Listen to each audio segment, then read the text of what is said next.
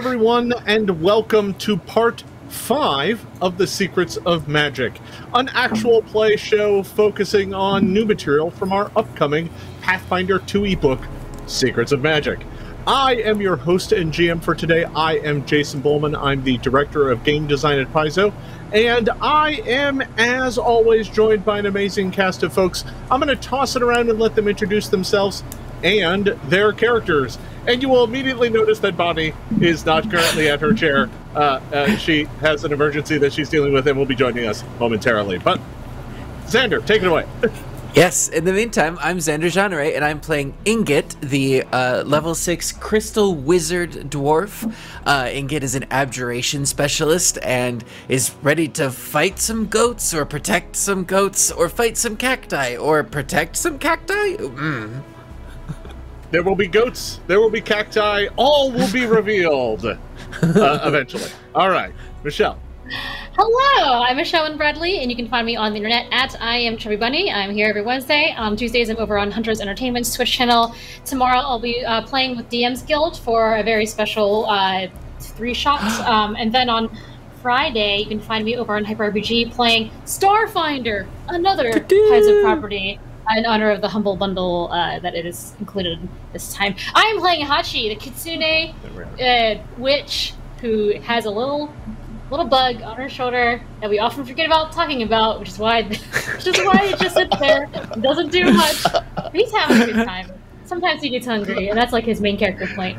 Yeah. Familiar camouflage is going to save you, because that... There was an aggressive motorcycle driving by just now.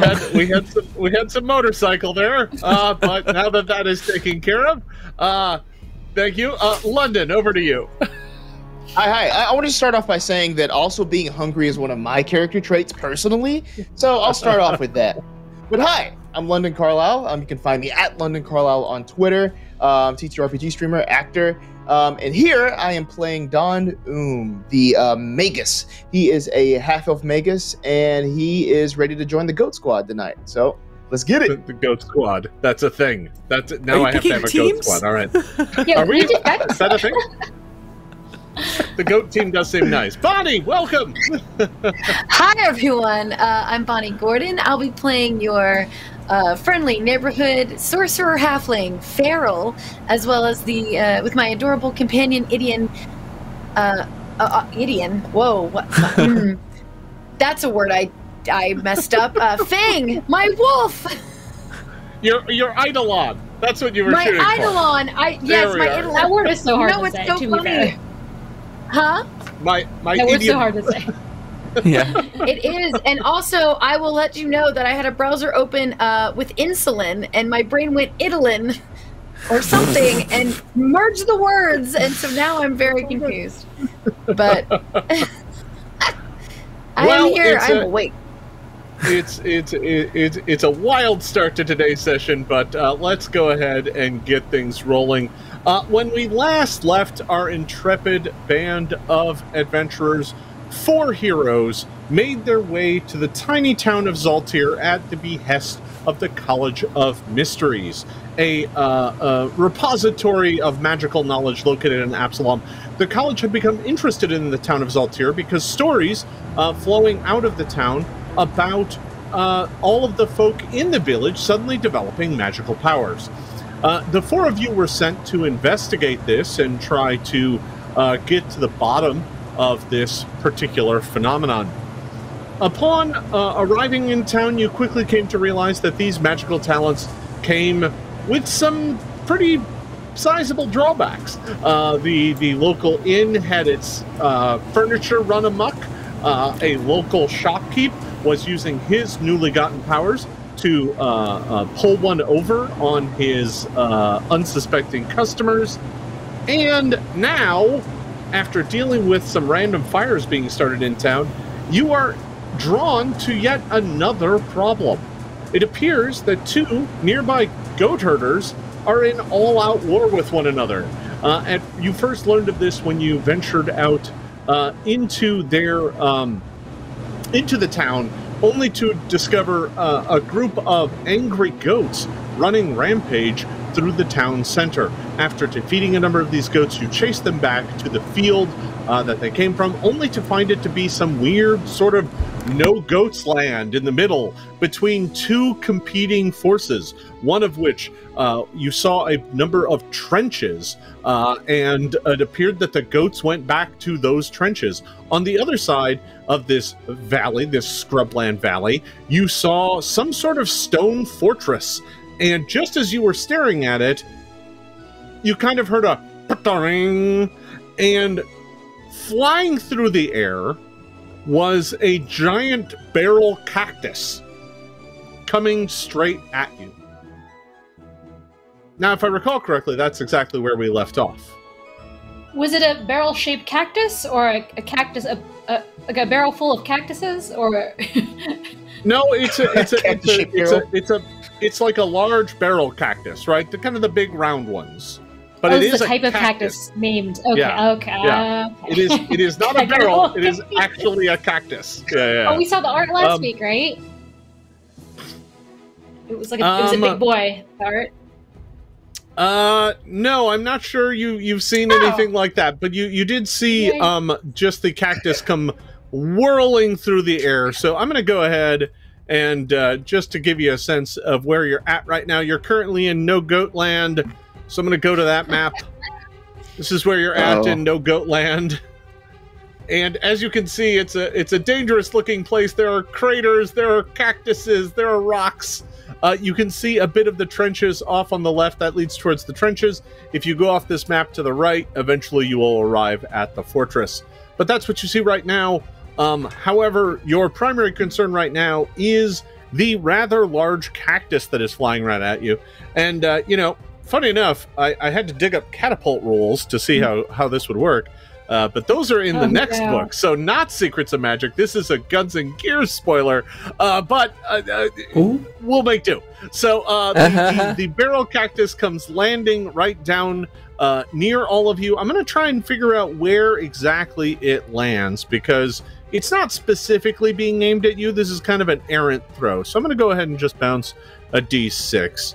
And that'll tell me a little bit about where it lands too. Okay, so it's going to land right near Fairel, which is going to cause it to explode right there. Now, this is a large cactus that comes landing on the ground near you. As a matter of fact, just out of convenience sake, we'll say it's coming out of that smoke plume that's right in front of you. And it explodes. When it does so, it just shoots its needles in every direction. So it's like a needle bomb that goes off right near you. And I'm gonna need Fang, Fairel, and Dond to give me reflex saves. Okay. Oh, that's good. 29 on my first roll. 29 is very good. That is a success. Nat 20! A nat 20 on my second roll. We'll say that one belongs to Fang. He's a needle dodging. Fantastic. All right. And I am a 26. Nice. So a 26. 29 and 31. All right. So a 29 and 31, and Don has a 26, correct? Yes. All right. So, because Fairel and Fang may have gotten a critical success and take no damage, but Fairel is still going to take half damage. Don, you succeeded as well and are going to take half damage. This would normally do bludgeoning, but because it used a cactus round, it's going to do piercing instead. Here it comes.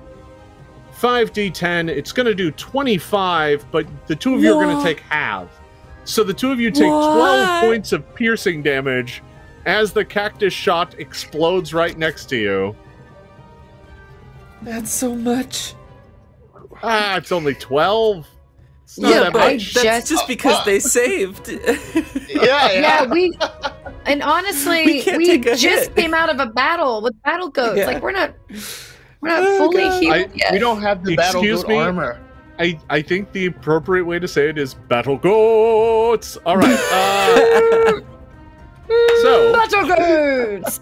I've been saying that literally all week. Battle goats. Yeah. It's been really confusing for folks in work meetings where I just start going battle goats. All right. Anyway, That's bad. So- Oh god, it is. I am not kidding.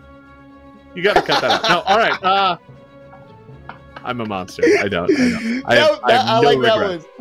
I have no regrets. All right. The puns. This is when the players just start disappearing. They just get up and leave. All right. So I already did that. The cactus smashes down in the ground in front of you. My question for you is, what do you do? It doesn't look necessarily like the shot was aimed at you. It looked like it was an errant shot that happened to land near you. Because you as you kind of approach, you actually saw one heading towards the trenches. So my question is, what do you do? Do we see where it came from? So it's pretty clear that the cactus came from the fortress. And is being fired, apparently out of a catapult, you would guess, toward the trenches. So trenches are to the, we'll say, west, and the fortress is to the east. And everybody give me a perception check as you're standing here. Let's see what you get. It's a catapult. Oh gosh. Oh, come on. 19. 16. 29. All right. 15. So Ingot, you picked this out pretty easily, in fact. And your roll is so good, actually, I'm going to give you some extra information. You look at that fortress, and it's pretty clear that that fortress wasn't created via,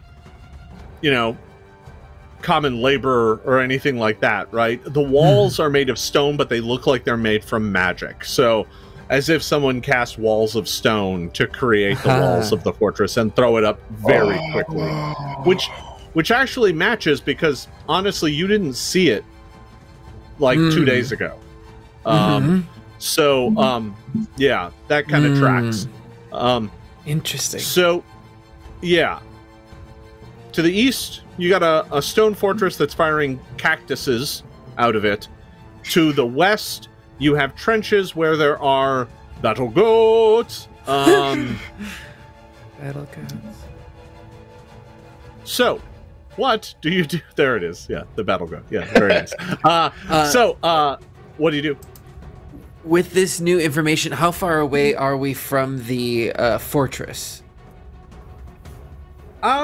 Right now, you're kind of in the middle.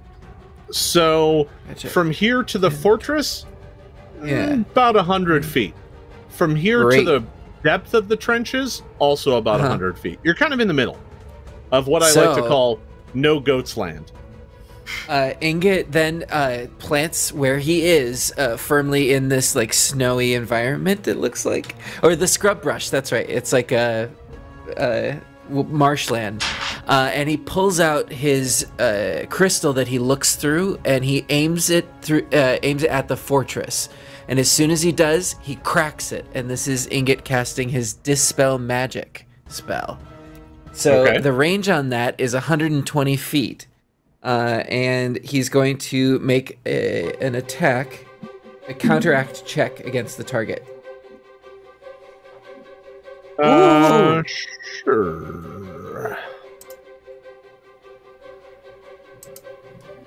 So with that plus my Arcana, that is 18 plus 14, 32. So you throw a dispel toward the wall of stone, but here's the thing, I don't think you can actually dispel them. I'm double checking. Okay.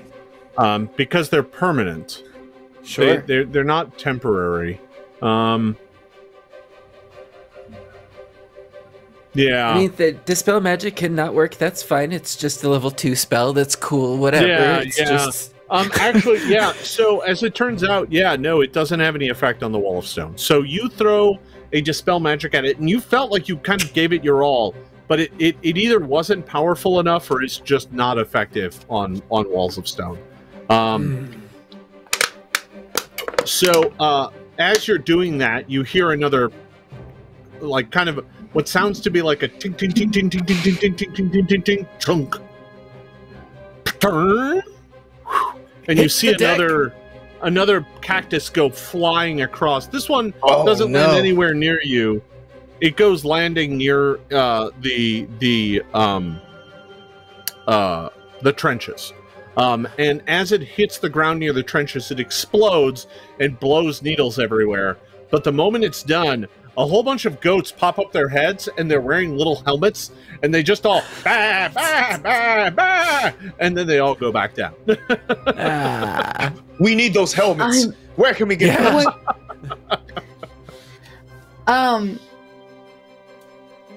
Okay. So Xander, that's what Xander tried. Fairel, what are you up to? I was thinking, obviously there's a battle going on, and honestly, this is not our business. This is not our thing.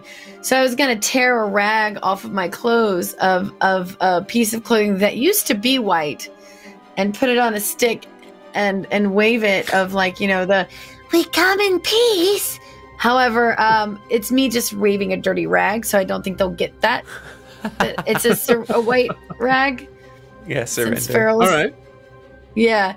Well, Okay. I mean, honestly, should we get involved? We could just leave. I feel like we chased the battle goats out of the village. Is this really our war? But if I wanted, I would want to dispel the peace in a way, or not dispel the peace, dispel the battle. Where's my little crystal? Dispel war. Yeah. Yeah. So, Farrell's kind of at a loss. You are waving the white flag. Dund, what are you up to? Don is looking for the nearest place for shelter. I know it's not really ideal for shelter, but he's looking for the nearest place he can kind of get behind so that his jacket doesn't get any more needle holes in it. So he's surveying the landscape for that. Well, you've got a couple options. You could obviously go hide in one of the larger craters that's been formed by these explosions. Or you could maybe go hide in some of the rocks that are kind of on the other side of the battlefield, or behind some of the debris. Choice is kind of yours. That's true. I think Don will head to one of the craters, maybe the closest one that's over here. And his reasoning is, if it landed there once, it's probably not going to land there again, right? Sound logic. That is not how probability works. Okay, but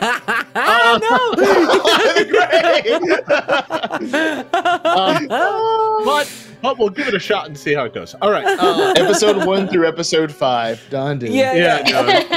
In the arms. We'll get you a nice obituary. Hachi. Hachi, what are you up to? In the last episode, I activated my bullhorn spell, which is from the new Secrets of Magic book, to yell at everybody, and no one seems to be listening to me. It's very annoying. How dare you not listen to me when I talk? I moved slightly closer to Dawn's, feeling like I should move because I'm scared of being in this spot. Okay. And then I do want to activate Bullhorn. It is a cantrip. One more time. Okay. So you can hear my voice from 500 feet away. And actually, it includes, I believe, it's because it's easy to hear. It gives me a +1 bonus to a course check if I'm coordinating people. And I yell, "Okay, this is really your last chance. 10 gold to whoever's going to come out here and escort us so that we can have a chat and stop throwing things at us, because I am done." Gold to the goats, Hachi? Well, someone's throwing them, Dond. They're not throwing themselves. That's Gold to the goat throwers. So, Well. you between the white flag being waved and the call for a reward for whoever talks to you first, a moment goes by, and you hear a bunch of, kind of from the trenches, you hear a bunch of meh, meh, meh, meh, meh, meh, meh. And there seems to be some sort of disturbance, and quite suddenly you see a head kind of pop up from the trenches that isn't a goat.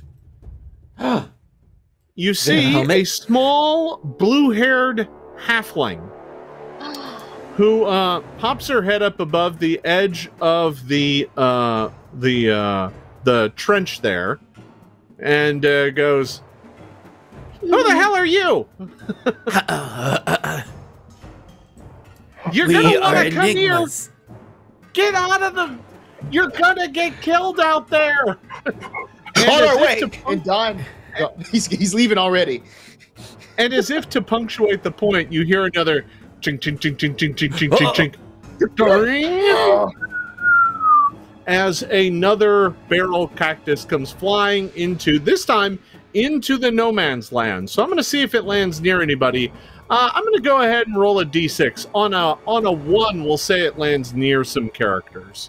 It can't possibly land near Don Doom. That's just not how that works. There's a crater there. That's not how probability works. Specifically hid in an existing crater, so it couldn't possibly do. No, you're fine. It lands kind of off in the middle of nowhere. Not far away, but like just close enough that you kind of you get hit with a needle or two, and you're like, "Whoa, that was close." And the small halfling goes, yells at you from the trench, "Well, get out of the open, you galoots!" Okay, I don't know what a galoot is, but I will go over there. Yeah. I'm going to yell. Well, yeah? I was going to just be like, what exactly are you fighting about? The goats nearly killed us in the village. And I don't see much purpose of them fighting cactus here either. As we're running. Yep, that's me running and screaming at the same time. So you make your way over to the trenches, and once you're down in the trenches, you're talking to now that you kind of hunker down in there, and you're much more safe from the cactuses. For them to hurt you in here, they would have to land in the trench. If they land up above, you're probably safe because you've got kind of complete cover from their blast. But once you get into the trench, you realize you're talking to a halfling woman. She's only about 3 feet tall, and she's wearing a kind of yellow leather doublet that clearly has taken some thorn hits over the past few hours or days, you're not sure. And she looks, she's got like mud underneath her eyes and is, kind of camouflaged up a bit. And she's just like, "What are you doing out in the no-goats land? You'll get killed out there. Bilvost isn't playing around." Billbox? Bilvost. Bilvost. He's the oaf over in the keep. Oh, and you too. She looks at you. "Oh, you're not from around here, are you? You're some of those new folk who've come to town." "We are enigmas from the College of Mysteries." I heard about you. I did. Yeah, I'd never been. Is it a big city? She's having a casual conversation with you, hiding in a trench. She's like, "Well, we should probably back up from the front. We're sitting ducks out here. Come on." And she leads you back through the trenches. "Are you able to prevent your goats from going into the town? They've caused... Ooh, cactus. Oh, needles. Okay."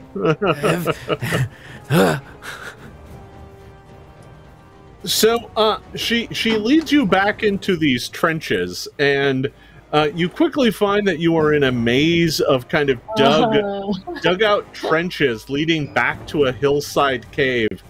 And she's kind of walking along, and as she's doing so, she's walking past goats, and she'll like pat them on the helmet, and she'll be like, "Nice job, Wilfred," or "Take good work. Keep an eye out for them." And she's like encouraging her goat soldiers as they are wandering through the trenches. Some of them are carrying like water buckets, or you see some down at the end of trenches using their horns and hooves to dig the trench out further. And then there are others behind it kind of scooping that into buckets that they then pick up with their horns and take away. So, it's slow going for a goat, but it's slow goating for a goat. It's slow goating.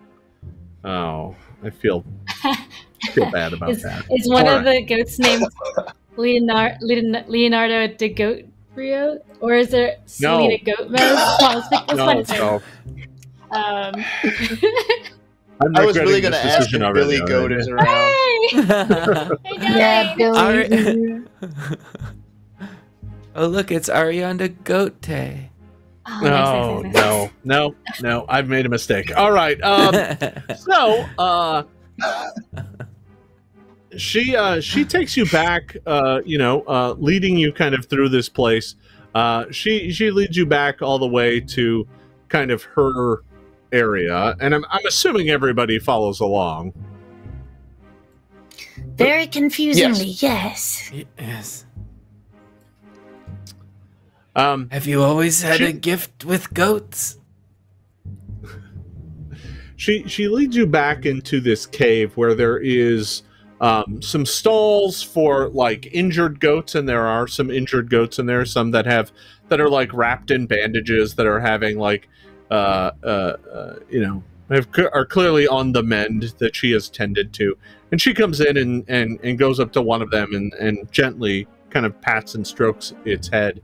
And you notice one of the goats that escaped the battle in town. And she goes, as you come in, she goes, "So, that was you back in town, I take it?" I mean, I won't deny that we made a couple of your goats explode. Explode? I don't know anything about exploding exactly, but well, that might have been vanquished. But in our defense, they were in the village, causing quite a disturbance.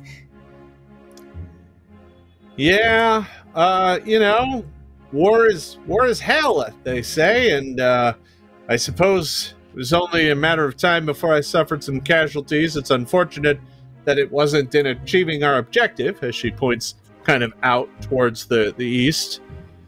And what exactly is the objective? Because we are very confused here. I mean, I can get the general idea, but have you tried talking to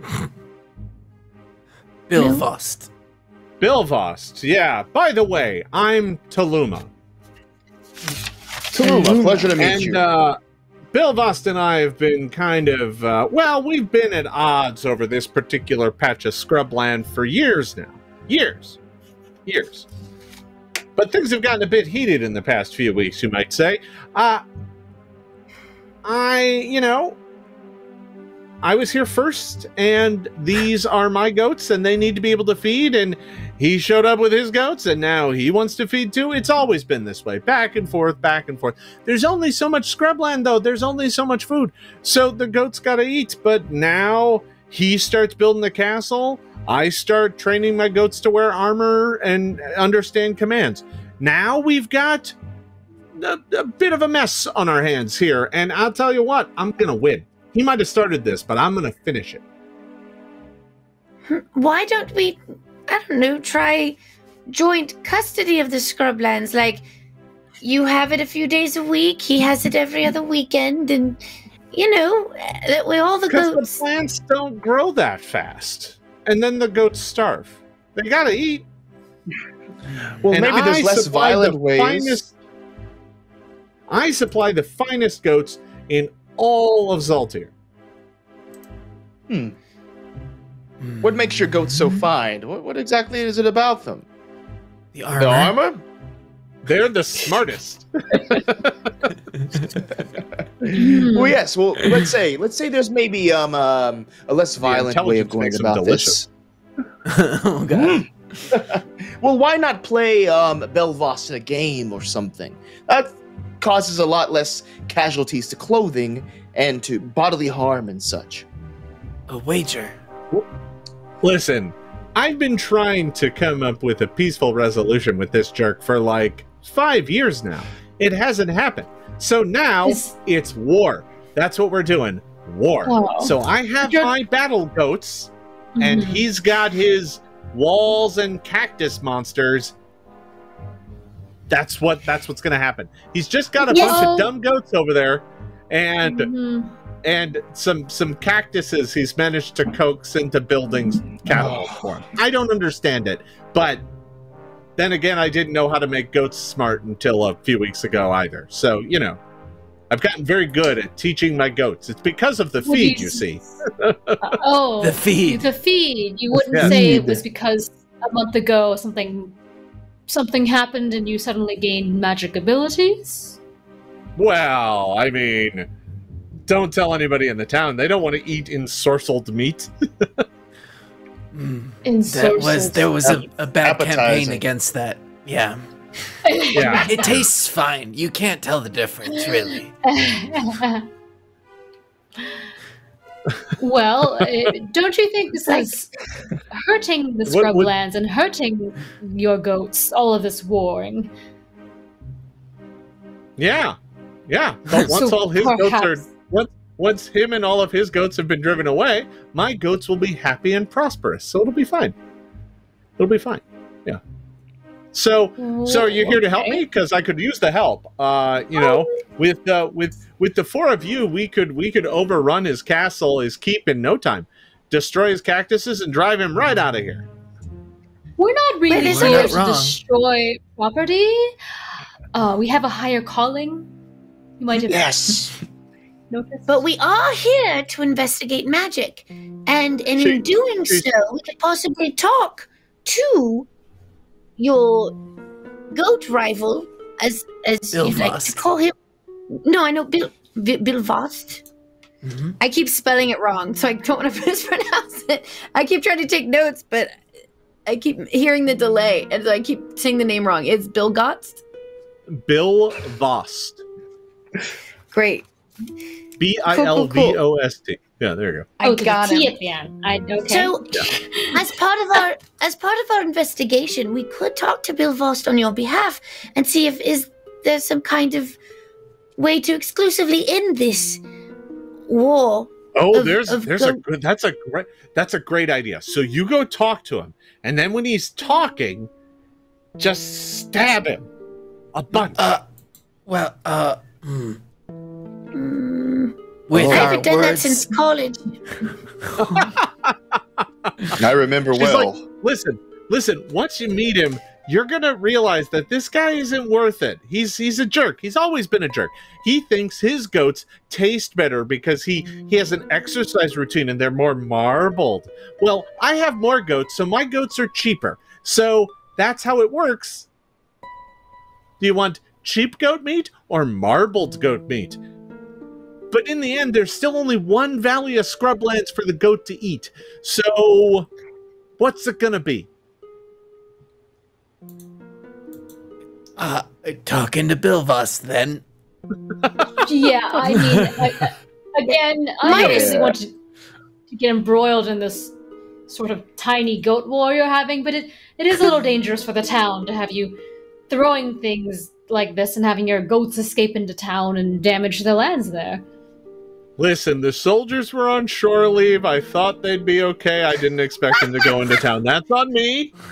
They had earned some time off. Oh my god. They had earned some time off from the trenches, and you know, I thought they were going to behave themselves. They must have got into some fermented palm wine.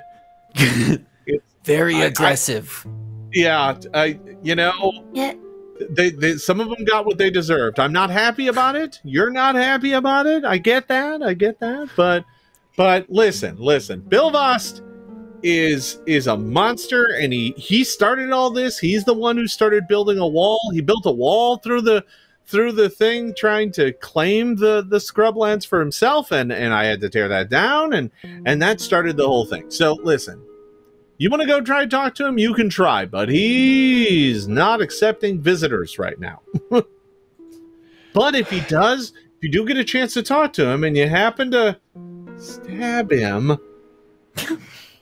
I'm just saying, there's a free goat dinner in it for you.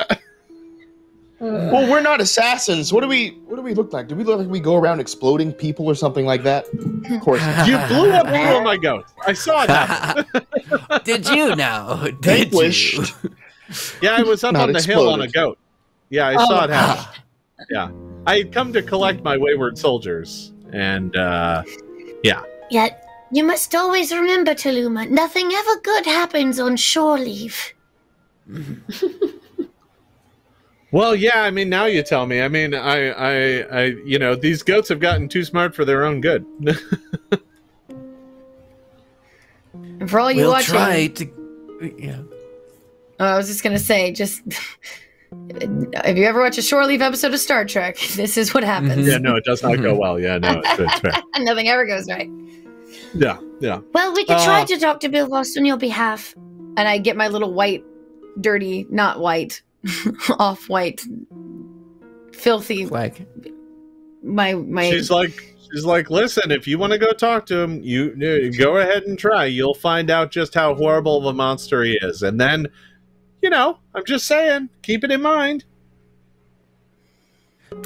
Okay, we're not going to do that. We are going to go talk to We're not going to Bill brush Voss. his teeth. No, not that. We're not. No, none of those things we're going to do. We're magicians. All right. All right. Investigate us. Academics. Well, all right. But the deal's still on the table. Goat dinner. If Bill Voss leaves, you know what? Got it. Here's the thing. I don't even care how. If he, you can send him to Absalom, the farm upstate. I don't care. Got it. Well, everyone, we'll turn shall we and give walk this away. a go? All right. I don't know when we became peace diplomats, but I guess that's our job. Our job descriptions now. Diplomacy. As soon as we're Maybe like it'll- sort of far enough some away, information. yeah, Ingot's like, so Sure. we have to start a tiny goat revolution, correct? I mean, Mutiny. some of the goats are at fault also, and I really don't like any of this. Like, in other words, I hate it. It's stupid. I think we are not here to analyze goat drama. We are here to figure out what's wrong with the town. And I don't know how helping these 2 idiots is going to help us figure that out. What does Bug think about all of this? Bug's hungry. There are For plenty goat? of Goat dinner. goats. Or goat. Well, the next time a goat presents itself, actually, didn't Bug just eat one of those other goats at the last time we encountered one? I think so. I think so. It's pretty scary. Bones and all. So, anyway, yes, a goat meal would be great, but guess what? We have money. We could buy food in town. We don't need a motor. Let's go talk to this Bill Voss character. Whatever his name is, I don't care, but let's just go talk to him and be done with it. All right. So, Bill Voss, I know his name now. Yeah, that's right. So the 5 of you have made your way back out into the trenches. You've gone past all of the goats.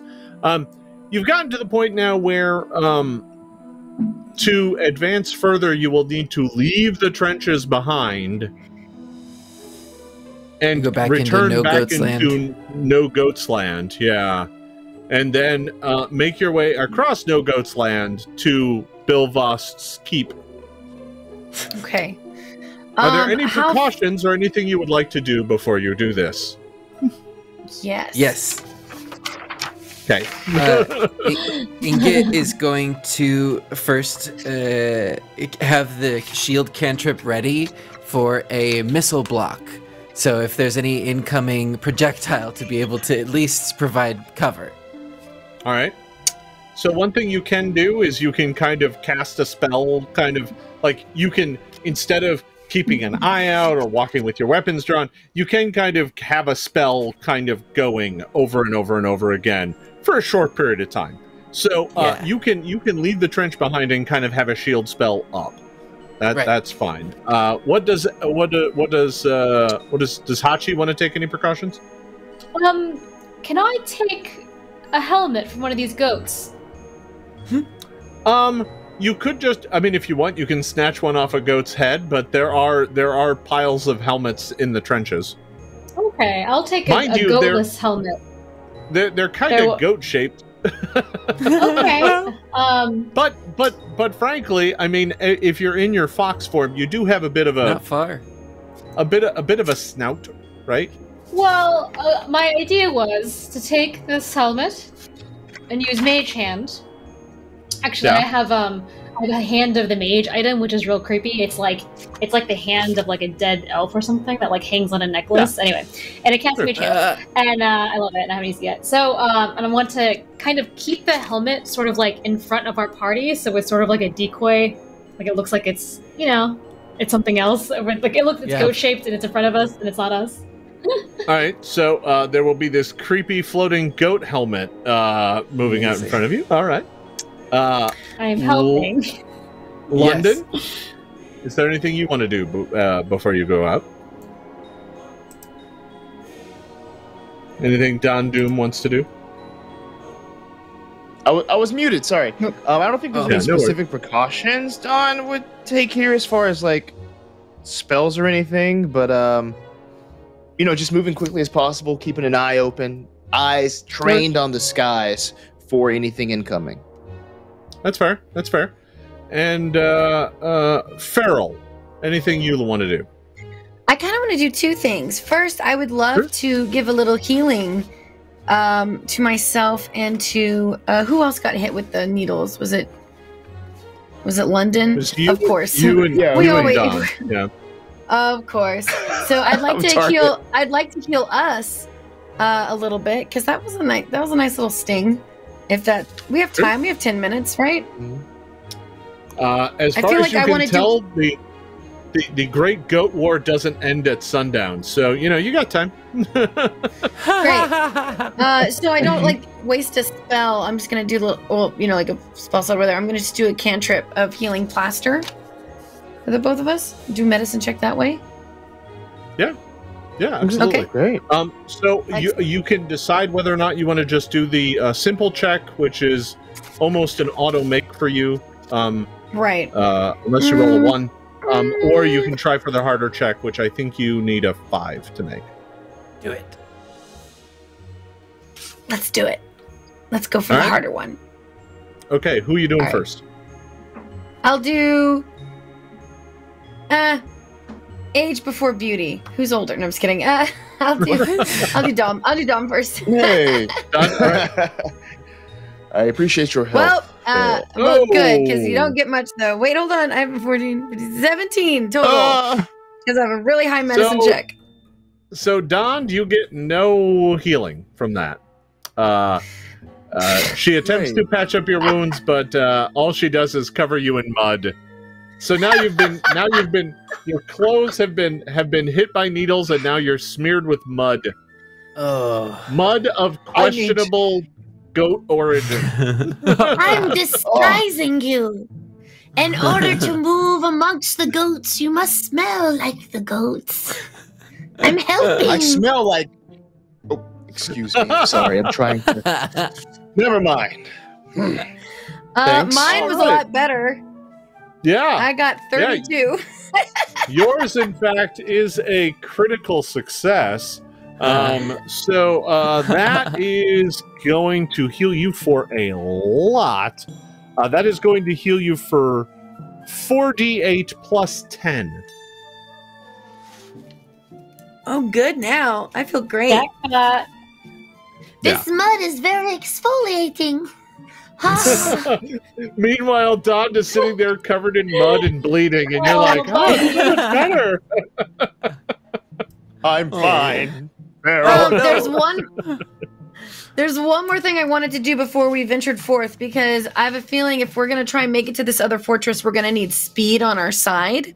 So I was going to mount Fang and use Evolution Surge to give him an incredible speed. Okay, gamer. All right. Okay. So you use Evolution Surge. Don, did you have something? Yeah, I have something else. I just realized that I do have some potions if I could take one of those. Sure. That's what I would like to do. Sure. What do you got? I'll just do like a lesser healing one. That should help me a little bit.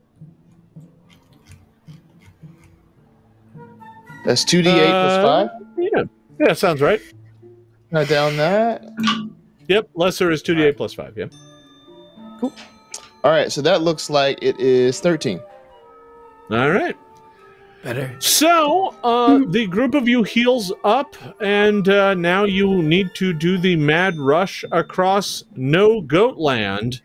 So I think as Fang gets bigger and bigger, Ingot he doesn't get bigger. next. Oh.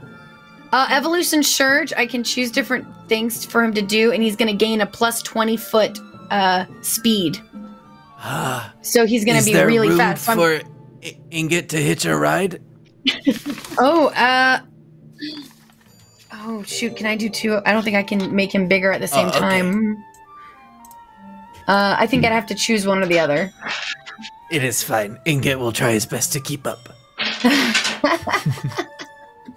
Oh, Ingot, are you very slow? Yeah, I would have to. I only can choose one thing. Well, okay, unless I put you on him and you can lead the charge. It's fine. All right. You know Don't what? Don't do that. Yeah, no, it's a bad idea. I could make him. I could use my heightened evolution surge and make him large, and he gains 10-foot reach, but it doesn't change any other. That's for fighting. That's true. So it won't. The only thing that's tricky about that is that the moment somebody else tries to ride the wolf, you end up having to deal with the rules for two sentient creatures riding one sentient creature riding another one, in which case they both lose an action every round. It's not going to be what you want it to be. You could do it in an emergency, but this isn't it. So Fairel mounts up on Fang. We've got a floating skull. We've done a bunch of healing, and everyone is climbing up out of the trench to make the mad dash across No Goat's Land. So, let's do that. So, you come walking up out and crawling up out of the trench here into No Goat's Land. That's where you are. And as you climb up and are preparing to make the sprint across, there's kind of smoke, this acrid smoke from burning cactuses, because it appears that they have some sort of incendiary in them that when they hit, they explode, right? Blow needles everywhere. But as a result, the battlefield is covered with these plumes of kind of burning cactus smoke. It's kind of black and acrid, and it's just kind of leaving these wispy trails of smoke, and you can hear the crackling of small fires as their dried flesh continues to burn. And through the whiffs of smoke, on the other side of No Goat's Land here, you see a figure that is stomping across the No Goat's Land, making its way toward you. And as the smoke kind of parts, allowing you to get a better look at it, you realize that it is a towering cactus that is moving on two large stumpy legs. Oh no. It is a giant towering cactus creature, and it is stomping across the field, coming at you. So, we come in peace. Everyone. Yeah, you do. You leave in pieces. Can I get everyone to bounce me an initiative check? Why we gotta fight? Okay. We just want to love. Here's the thing. Since Ingot was using the shield cantrip continuously, can I use Arcana for my initiative check? You know what? I'm gonna say no, because the situation that you're walking into is not something that having knowledge of Arcana is necessarily going to help you. It's going to be perception. I think anyone who is climbing up and has all the smoke, I will allow any of you to roll stealth if you want, because there is so much kind of cover and smoky haze in the battlefield that you could attempt to hide at the start of the fight. If you want. I'm not sure anybody will. But that's your choices. So I'm going to go around and collect initiative. I've already rolled for my cactus friend here. Ingot, what do you got? 22. Hachi, what do you got? 16. What was that? 16. 15? 16. All right. Don, what do you got? I have 11. Oh, that boy. one. Fairel, what do you got? I think you're muted. A dirty 20, covered in mud. 31, yeah. Indeed, indeed. All right. All right. So I have the order now staked out here. We are going to start the initiative with Ingot. You have seen the initiative. You see the towering cactus monstrosity on the far side of the battlefield, stomping its way toward you. What do you do? So, immediately seeing a foe, potentially, Ingot takes the battlefield into consideration and stomps on the ground right in front of him. And as he does, you can see the magical energy pouring out of him into the ground, and a stone floats up out of this scrubland like ground. And Ingot reaches over and touches the back of Don's coat, and this stone starts floating around Don, and it starts whirring back and forth in an erratic pattern.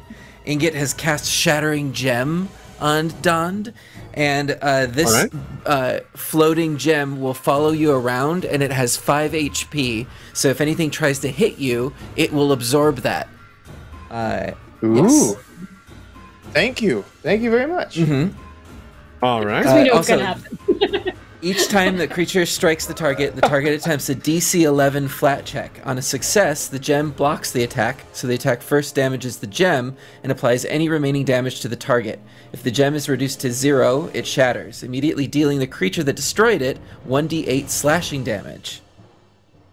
And you've cast this okay, at and just what's first that level? DC again? And it's heightened, the DC 11, The 11. and it's actually 10 HP, because it is cast That's at the a second heightened level. level. All right. Nice. Take it. Okay, yeah. No, that is a very, very nifty spell from, what's that, Gods and Magic, right? Cool, cool. All right. So, Don is now surrounded by a protective gem. Let's see, that is going to be, well, did you start next to him? You did. So you still have, what, 1 action remaining? Yeah, and then for 1 action, Ingot will start Protective Ward. Okay. So I'll do the aura. All right. So I'll let you take care of that, and we'll move on to Fairel. Okay, I have an idea. I'm really fast right now, and I want to take advantage of that. So I'm initiating Act Together. All right. And I'm going to move. I need to get 30 feet away from this creature. So I want to get close, but kind of still shield myself with the rocks. Okay. So I'm going to run really fast with Fang, and I think I can do it in 1 action because of his speed now. Yeah.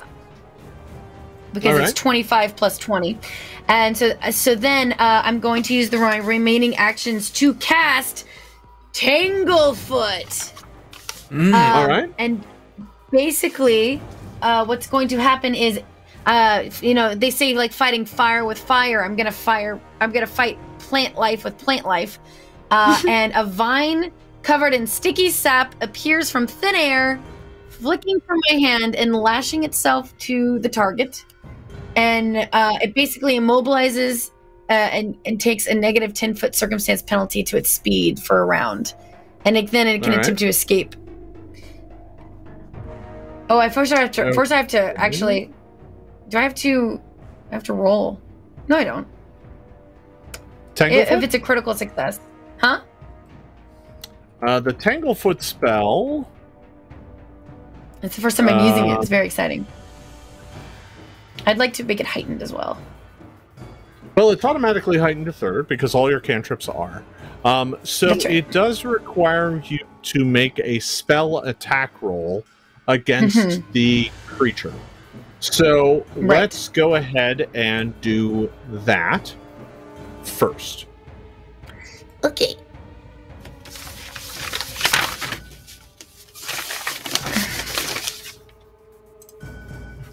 I rolled 11, but I think I add... Yeah, you're going to add your spell attack modifier, which is generally speaking going to be your level plus 2 plus your prime spellcasting ability. Right. Which for you is what, charisma? Charisma, so 10. So 21. That's not bad.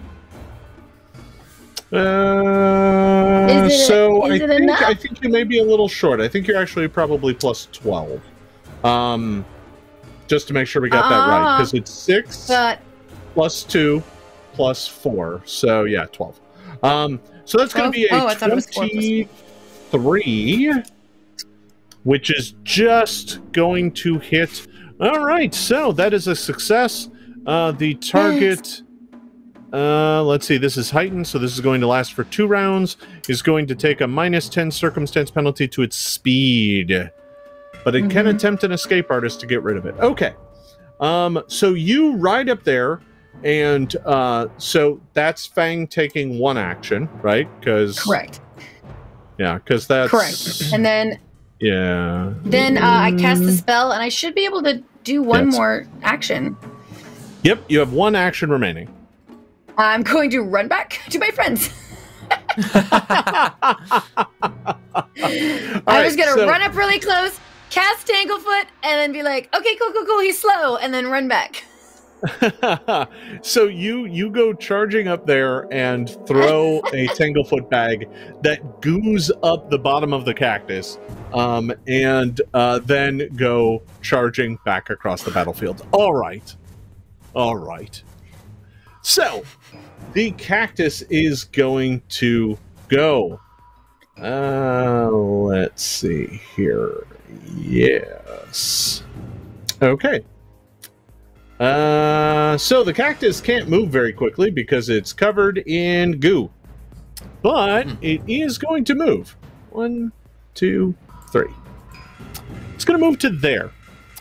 And it moves to that location, and it is going to... we're going to go ahead and throw a spine volley. So it reels back and throws spines at all 4 of you. However, you're pretty far out, so I'm going to take a range penalty on these. Let me get the distance here. We're talking 70 to 75 feet. Okay, so that is a range penalty of 4. Okay, so I'm going to go ahead and make an attack against each one of you. But the number I roll is going to be 4 lower than what I say. So here we go. Hachi, you are first. That is going to be an armor class 19. Does not hit. Yay! All right. Fairel. Oh, I bounced a 19. That is an armor class 31. Oh, no. What? Pretty sure that hits me in a critical way. That is a critical hit. Take 28 points of damage as you are needled from top to bottom with dozens of large, thick thorns that go slamming into you. It's like I'm a pincushion. Yeah. I'm a pincushion. The next attack is against Dund. Here we go. So there's a DC 11 flat check just to see if it hits the shattering gem instead. Gotcha. So I believe that is the case, but only if I hit. Right. So if I miss, it doesn't really matter. Okay. And in this case, I got an 18, which I think is probably a miss. That is a Against miss, Don. yes. All right. And then the final attack. This one is against Ingot. Here we go. Oof. Armor class 30. Yeah, that'll hit. Not a crit, though, because of the protective ward. It saves me from it being a crit. There you go. There you go. Saved yourself from being a crit. People, one of the things I love about 2nd edition is just how much those little +1s matter. Okay, that is going to do 13 points of damage from thorns. And there we go. So, excellently played. Fairel, you saved the group a whole lot of hassle, because had I not been entangled, I would have been close enough to only take a -2 penalty, which would have had all of those deal.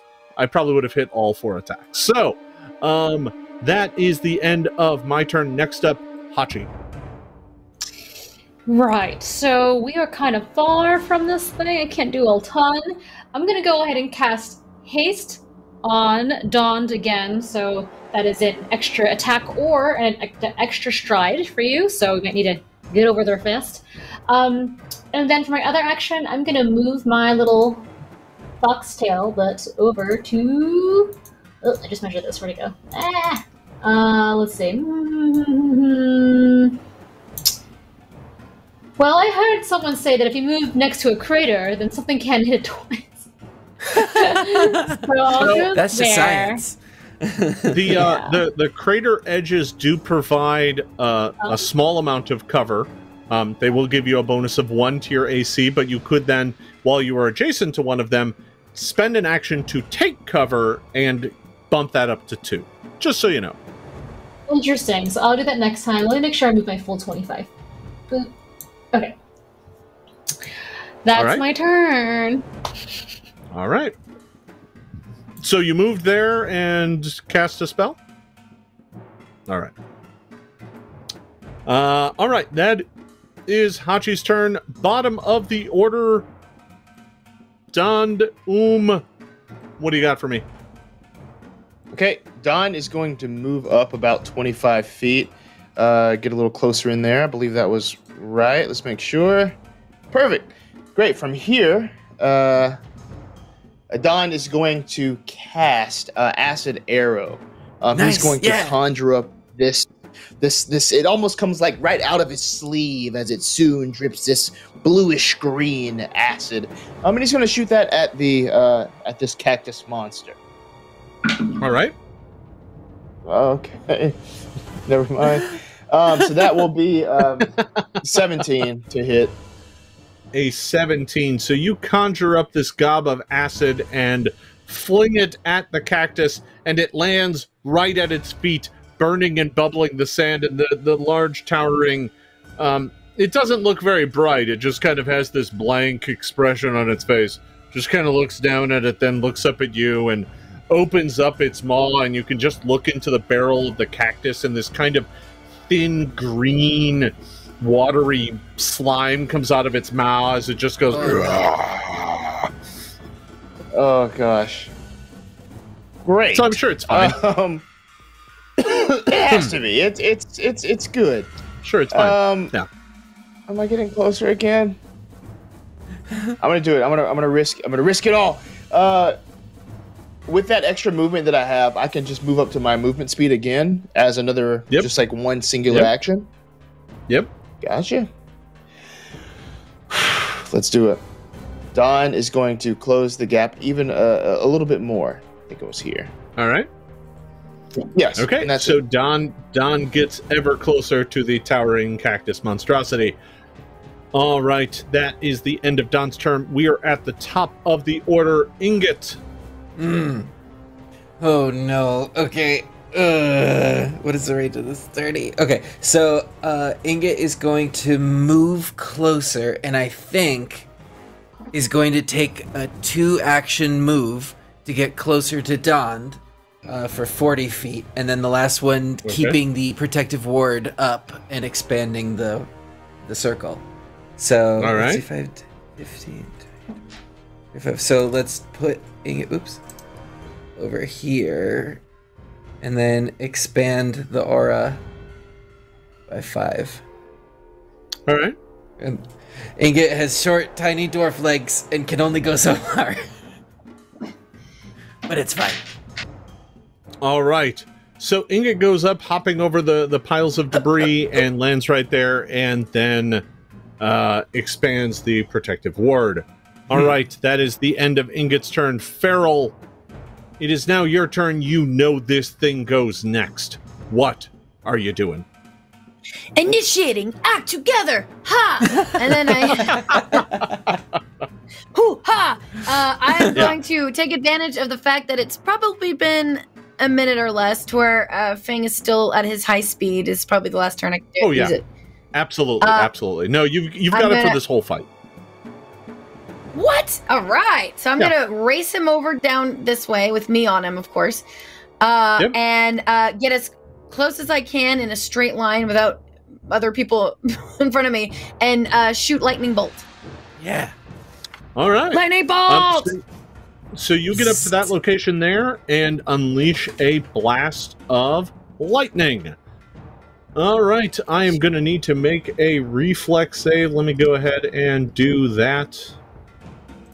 But you're in sticky vines. I don't think that counts. So I rolled a nat 20 because roll 20 owes me favors. So you throw a blast of lightning at this thing. The lightning crackles and dances off the sand. You can see it cascading off the flecks of mica as it bounces and dances around this cactus, and it just looks down dumbfounded, and nothing happens. It takes no damage. Can I use my hero point to make you re-roll? No. No, that's not how it works. Okay. No, you're going to want to save those. And as I recall, you've got an extra one because you basically called what was happening here the moment you walked into this last week. So you do have 2 hero points. It's fine. Remember those. All right, because I go next. Yeah. Oh, I have one more turn. Well, you have act together, and I'm assuming you can. Lightning bolt. I can move, but that's about it. Yeah, you could. Great. I'm gonna move.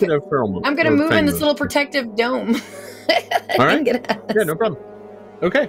All right. So that is that. Okay. All right. The cactus goes. All right. The giant towering cactus, it's still slowed because it has 2 rounds of that, but this is the last round of it. So it is going to spend 1 action to move to there. It is then going to spend its 2nd action to take a giant spine-covered fist and slam it into Don Doom. No. As if trying to, like, bury you in the sand like a railroad spike. Oh man, I love Saturday morning cartoons. Yeah, that's right. Yeah, listen, you're in no goat's land. You're fighting a giant cactus. This whole thing is kind of a cartoon at this point. Yeah. All right, here it comes. Here comes the giant fist. Okay. Yep, that gets it for sure. Armor class of 34 definitely hits. At this point in time, you can use the gem. So let's go ahead and make a flat check. I'll go ahead and roll that. So if this is 11 or higher, the gem blocks the attack. It's a 12. No! Oh! So close. So no, that's what you wanted, right? You wanted it to block the attack, right? Yeah. Yeah. Oh, I thought it was trying to make a save. No. On the flat check, if you pass the flat check, it blocks the attack. So instead of taking 17, you only take 10. Or sorry, 7. 7. Oh, nice. And the gem explodes. And gem explodes, doing 2d8 damage. Yes. Did I roll that? So that's going to do 2d8 damage to me. Yeah, you can roll it if you like. I need to make a reflex save. Okay. Nope, wrong thing. That was the wrong one. Oof. Oh! A 26 is going to make it, so I'm going to take half damage. What's the damage from 2d8? 3 points of damage. Congratulations. Yay! You have finally damaged the cactus. All right. Congratulations, we have given it a paper cut. So yeah, I will say, as the fist comes Yeah. down, that shattering the gem has been whirring around Dawn, and it comes up to try to protect you, and it shatters, but still you get hit with some stuff. That's true. That is true. All right. So, But no damage John, to me what- on that one? It all went to 7. the... yeah, no, Oh, but 7. actually, so before we get too ahead of ourselves, an armor class of 34, isn't that a critical hit? That is a crit, yeah. Oh, Yeah, no. that's what I thought. Yeah. So, Yeah. that slam actually did 34 reduced to 24. Oh, no. Got you. Okay. Yeah. It's okay. Yeah. It's all right. Yeah, he Still up. he didn't quite bury you in the sand, but you are about a good 4 inches now down into the sand. This is just kind of bunk. But the gym helped. And- The gym helped for sure. Yeah. And with his third and final action, he is going to attempt to hit you again. Oh, no. Here Okay. it comes. That's fine. That's okay. That's okay. Armor It's not a crit. class 30. That's going to do another 18 points of damage. Okay. What have you been bribing Roll20? What's happening? Yeah. Well, that was a roll of an 18, so yeah, I have been. Oh. I mean, these rolls are really painful. Ouch. No, it's fine. This is Tell fine. me about it. You listen. You mess with the cactus, you get the thorns. That's all I'm saying. Wow. Okay. Look at this mad with power Jason over here. Yikes. All right. Oh no. 18. It's very warm here in Seattle, and I'm feisty. All right. So that was the cactus's turn. Hachi, you are Oof. up. I've got to move over here because I'm a little too far to do anything, unfortunately, which does take one of my actions. Ho hum. And then from the excuse me, from there, let me make sure I'm all copacetic. Okay, 15 feet away from Dawn, so I can help him not die. I'm gonna go ahead and cast a Hex of Life Boost on Dawn. So, as you remember last time, it bolsters your vitality, your health by 6 HP for 4 rounds. And does it starts now or starts at the beginning of his next round? It always His takes place at the start of Dawn's turn. Got it, which is next anyway, so you'll get 6 next time. Yep. Okay, great. 6, So and it'll that's, stack for 4. Yeah, yes, it'll be 6 that is every round for what, 4 Gotcha. rounds? Yes. Yes. Yeah. And then, just remind me the rules one more time. I can do a hex and a hex cantrip in the same round, or no? Only one. It all comes down to how many actions you have. So you've spent Okay, great. 1 to move, Yep. 1 to cast the life hex. You still have 1 action left. I So do, whatever and- you can do for 1 action, go ahead. Great. I cast the hex cantrip Shroud of Night. Oof. Whoa. So I sort of like, Right. yes, I take my wand out and I draw this sort of large circle, and then the veil of night appears within the circle, and then it goes over the cactus creature and sort of like flops over him and like covers him in this. He looks like he's night. You just see like his silhouette, and what it does is his eyes are blanketed in darkness. And regardless of the it's a will save, but regardless of the outcome, the target is temporarily immune for 1 minute. All right. So it is going to get a will save. Let me go ahead and roll that. Here we go. I rolled a 16. You do not pass plus- and fail. Plus 12 is going to be a 28. Oh. Well, you shouldn't. Yeah, I lead with the rolled a first 16. you Yeah, shouldn't lead with sorry. that. Then. Yeah, yeah. No, Well, well, you- I like to get your hopes up. and then dash. Interesting. So the target is unaffected, but in the spell it says regardless of the outcome, the target is temporary immune for 1 minute, which doesn't make any sense. So it's one or the other, right? What that means is that the hex has no effect on it, and it's now immune to that hex for a minute, so you can't attempt it again for 1 minute. Many of the hexes work that way. They're designed to be I can use this as much as I want, but generally speaking, only on one target, on each target, only once per combat. Can't fool me twice with your witchiness. Yeah. I see. Exactly. That makes sense. So, but it was a good attempt. It just isn't going to take the cactus. The cactus looks up towards the sun, and it enjoys the brightness, and your Shroud of Night has no effect on it. All right.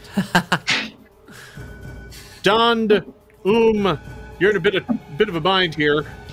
Indeed. You're in a bit of a thorny situation. No.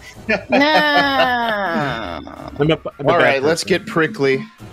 Yeah. Just end the dry spell. I'm going to spell strike. Yeah. Yeah. So you do get 6 hit points back. Remember that. Oh, yeah. Mm-hmm, indeed. That's the first thing I kind of put here. I'm desperate for it. I need it. 6 points. And the haste, too, yeah. Okay. Oh, boy. Yep, so that's 4 total. All right. With this spell strike, I will be using Shocking Grasp. So let's see what happens here. Okay, that's a nat 20 nice. to hit, plus, so 35. Done. Boom! Looks like we're getting, again, feast or famine with this character. Either you miss entirely or you're dropping nat 20s. So you slash out with your blade, cutting right into the barrel of the giant cactus creature. So that's bad for me. Go ahead and roll your weapon damage and the shocking grass damage. Okay, cool. Let's do the weapon first. Yeah. All right, so that's 15. 15. And the shocking grass will be, if I'm doing this right, it's like 4d12. 15. Or is Another it second 15. Level? This was this was 3rd level. So is that 3d12 or 4? I think it's 4. Let me double check. Hit 2d12. Yeah, it would be 4. Yeah, since I'm doing it 3rd. Okay. Yeah. Woo. 18. So 33 total. Doubled. 66. 33. That's both the weapon damage and the electricity added up. Yes. Mm-hmm. So 33. So you do 66 points of damage. 66. Oh my gosh. Yes. Please tell me it explodes. With blue, I don't like electricity to get around the blade. So electricity cascades down this blade. You slam it into the cactus. The electricity courses up and down it, dancing between its spines, kind of like a large Tesla coil. It just bounces up and down this thing, frying it and burning it. Out of its mouth comes this green goo that just comes pouring out, and it's boiling because of all the heat from the electricity. However, it's still standing. What? Okay. I love aloe. It is blackened and burned. It looks like, that grilled prickly pear you get at a nice restaurant. But it is still up and fighting. Don Doom, that was 2 of your actions. What else you got for me? 2 more. So as the aloe drips from the sky, I just absorb it as I'm... They don't got boiling this in Absalom. yeah, boiling aloe, and it's repowering me. It's bringing back the next spell strike. I'm recharging that using one of my actions to recharge that again. Lastly, I'm just going to go in for another strike. I know I get a penalty for it, but I'm going to go in with another strike. Yeah, it's going to be a penalty of 4, I believe, because you're only using a short sword, correct? Yeah. Yes, indeed. All right, so that is 17 plus 15. 32. 32? Yeah. That's a 32. Is that with the -4 or before the -4? Sorry. So 28. So 28 total. 28 is a hit. Go ahead and roll damage. How much you do? It's not a crit, but it is a hit. Right. We'll take so it. Damage, that will be 8 plus 4, 12. 12 damage. 12. With another All right. sword strike. So your sword bites into it. You didn't quite notice it last time because you were dealing so much damage, it was hard to tell. But on this, a more ordinary hit, your blade bites into its kind of, frankly, rough and thick rubbery flesh, and has a bit of a hard time getting purchase. You have to kind of cut through the thorns before you hit the cactus body. So it doesn't quite do as much damage. You do still cut it. You like slice off one of its kind of red bulbous fruit that falls to the floor, but it is still standing. That is the end of Don Doom's turn. Next up, Ingot. Yes. All right, so from this point, Ingot is going to spend 1 action to extend the aura, the protective ward, another 5 feet. So that's 15 total. Boom. And with the next 2 actions, Ingot takes out a familiar ice blue crystal, snaps it in his hand, and lets out a ray of frost at this thing. Okay. Ray of frost. All right, very good. Does a 17? I don't think that hits. Now, your ray of frost goes sizzling off into the warm desert air and evaporates as fast as it leaves your fingers. And it flies straight at the cactus, but it literally just evaporated before it hit it. It's too hot out here. Too much electricity. Yeah. It's just too warm. Yeah. So that is going to miss, and that is an end to Ingot's turn. Fairel, it comes down to you. You know this thing goes next. What do you got for me? Initiate. Act together. I'm going to move with Fang out from behind Don Doom because I don't want to go boom. And I'm going to shoot electric arc. Okay. Because my electric bolts didn't quite work. Let me roll for that. Doop-a-doop-doop. So I believe I'm going to get a reflex save on that? Yes. 8. But that's still pretty good. Nope, but probably not good. It's not good enough. and you dodged it. I'm just, I'm gonna take half damage, but here's the thing. Okay. Well, so here's the thing. I think you rolled an attack roll. I don't need you to roll an attack. You're doing 3d4 damage. So 3d4. Go ahead and roll. Yeah, 3d4 plus 4 is how much damage you do. I'm just going to take half of it. 12 total, so 6. I'm going to take 6. All right. Is that enough to make it go boom? I'm afraid not. You unleash a arc of electricity that bounces and dances around the cactus, but it does not seem to take it down. You still have 1 action remaining. I do. It's gonna be Fang. He's gonna go for it. He's gonna attack with his claw. Okay, did you mean to move up next to it then? Because right now Fang and you are kind of at I'm on spots. top of Fang. I'm riding Fang. Oh, okay. I just moved one of us. I forgot our tokens don't move together. We move together. Okay. We move as one. Sure. But did you mean to move up next to it so that you could attack it? Because right now you're 10 feet away. Okay. Yes, I meant to move up close. I just meant to get up away from Don Doom so I didn't shoot him with the electric arc as well. Yeah, no worries. I know you got the movement for it. I just wanted to double check and make sure that the placement was yeah, move him way over there. Yeah. Apparently, Fairel has really bad aim. You get back there because I need to kill you next round. All right. Yeah. What? So yes, Fang will take a shot at it. Oh, come on, Fang. All right. 16 total. That does not hit, I don't think. A 16 is not going to do it. All right. That is the end of Fairel's turn. You tried. Next up, the cactus gets to go. You know, the folks in chat did point this out, and I will mention it to you. Point. You do have 2 hero points. Yeah. I'm using one. Fang deserves it. Fang deserves it. Okay. Oh, I see. I'm gonna try it again. All right. Are you effing kidding me? I'm so benevolent. Now and then a you 2.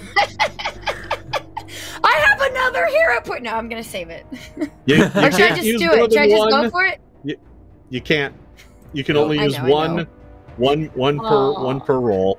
Oh man. So, you attempt to heroically defeat the cactus, but you come up just a bit short.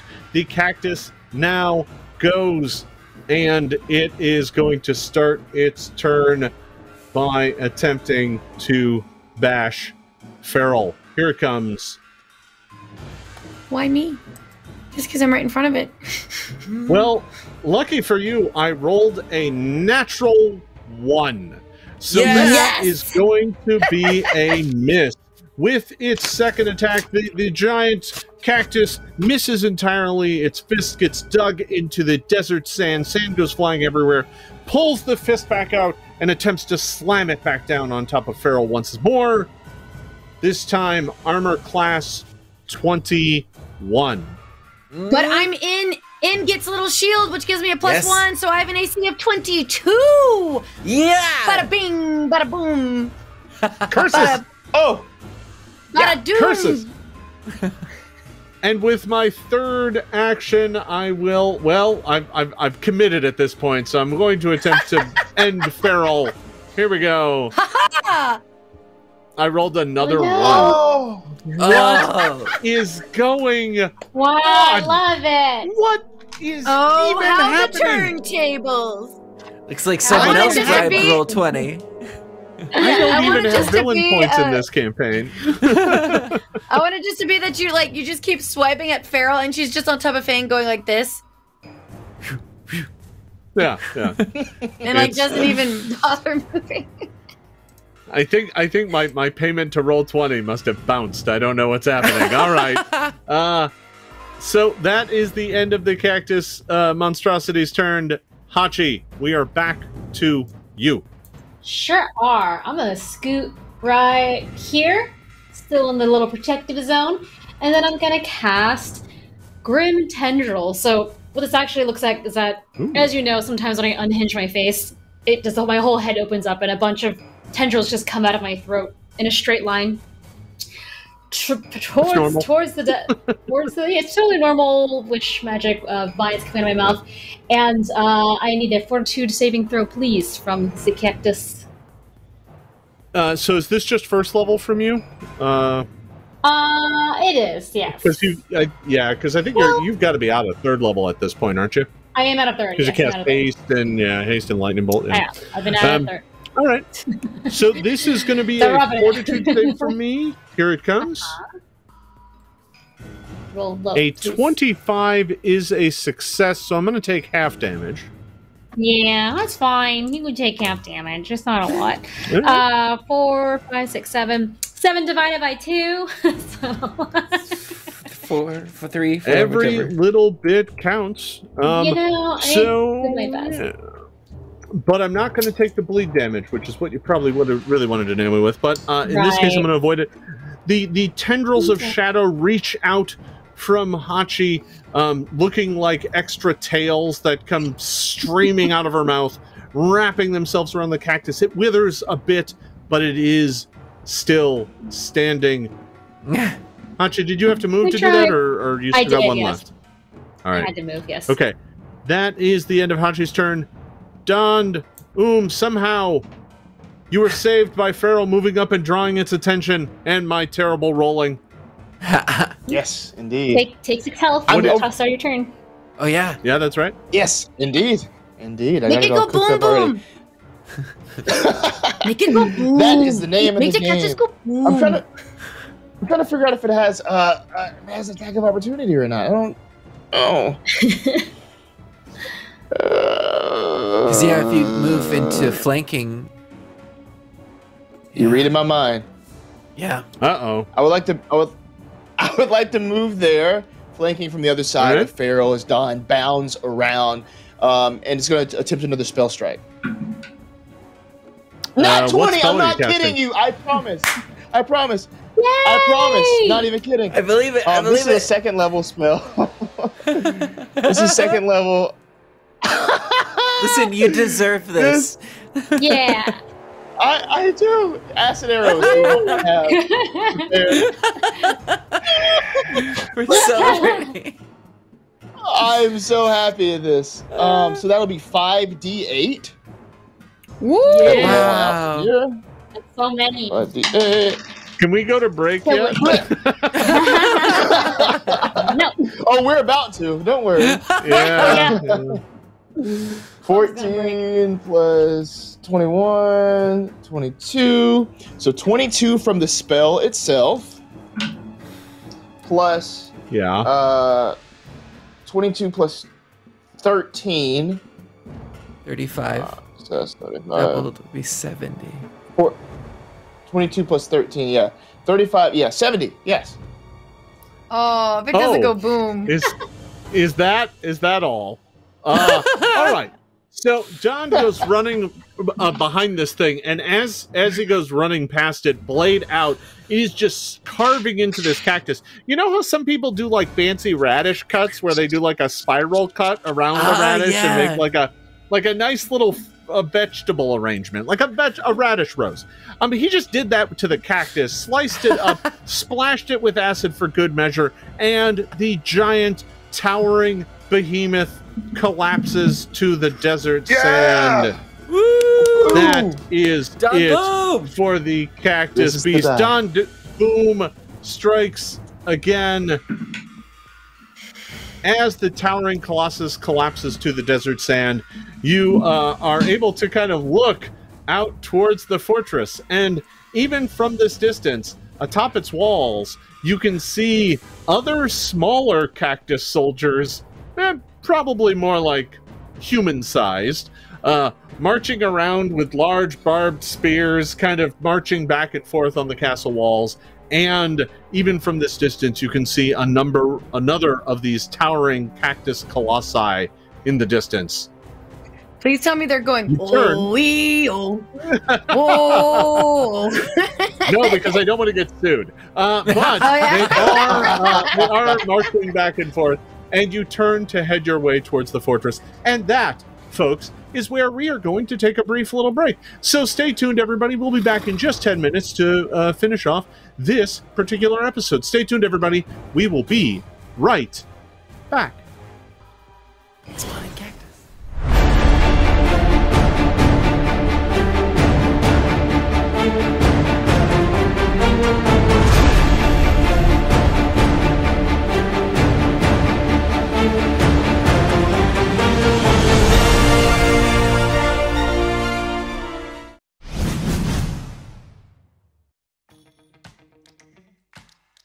Centuries ago, the Stellar Flare, a science vessel researching the strange dimension known as the Drift, crashed on the surface of Akaton. Now, an android with a claim to the Stellar Flare wants to find the wreck and rescue its valuable research. The Stellar Flare's remains lie in the middle of an enormous junk field filled with malfunctioning technology, inhabited by predatory creatures and fought over by territorial space goblins. And there are whispers of an enormous robot made entirely of junk that wanders the scrapyards, eager to destroy everything in his path. Can your heroes broker a peace, reach the wreckage, and defend it against an army of scavengers? Junker's Delight is a Starfinder adventure for first-level heroes, and the perfect next step from the Starfinder beginner box. School's in session in Kindled Magic, the first volume of the Strength of Thousands adventure path. The newest students at the venerable Magambia School of Magic must begin their academic careers with tests of their skill and resourcefulness. The heroes can learn much from their teachers and fellow students, but must be aware of mysterious secrets and sinister plots. The rigors facing any Magambia student are steep, but the heroes must also contend with strange infestations and supernatural intruders in the school's ancient halls. Education is far from easy at the oldest and most prestigious magic academy in the world. For a quick adventure for first-level characters, discover Pathfinder Bounty somewhere below. While sheltering in a cave from a storm, the player characters discover a note from a stranded spelunker in need of immediate assistance. They must navigate the hazards and creatures of the treacherous caverns if they want to help their bounty make it out alive. 2 new adventures, including An Agent's Obligation and Breaking the Storm, Parting Clouds, await members of the Pathfinder Society. Learn more at pathfindersociety.club and join a game with friends from around the world or across the table. New adventures await members of the Starfinder Society in the Year of the Data Scourge. Mission Not Found and A Waltz Through Myriad Worlds are now available. Become a Starfinder Society agent at starfindersociety.club. Whether the heroes are exploring the world-spanning woodlands of a living planet or racing inner cycles between giant trees in a dangerous high-speed chase, Starfinder Flipmat Forest Moon has you covered. Key aliens and NPCs from the Fly for Your Die adventure path come alive on your tabletop with the Fly for Your Die Pawn Collection, featuring more than 100 creature pawns of an alien, NPC, or starship from the campaign, including Edgecore bounty hunters, the Golden League's assassins, rival starships and their crews, and dozens of unique creatures. This 27 by 39-inch double-sided combat map features 2 different islands for you, so you'll be ready next time your players make landfall. The next time your players are ready to explore a towering castle or imposing fortress, they won't have to wait for you to draw every wall or door in the complex. Pathfinder Flip Tiles Fortress Starter Set provides beautifully illustrated 6-inch by 6-inch map tiles and can be used to construct a sprawling fortification full of places for defenders to make their last stand. Find your path to friendship and adventure with these new releases and more at Paizo.com and your favorite local game store.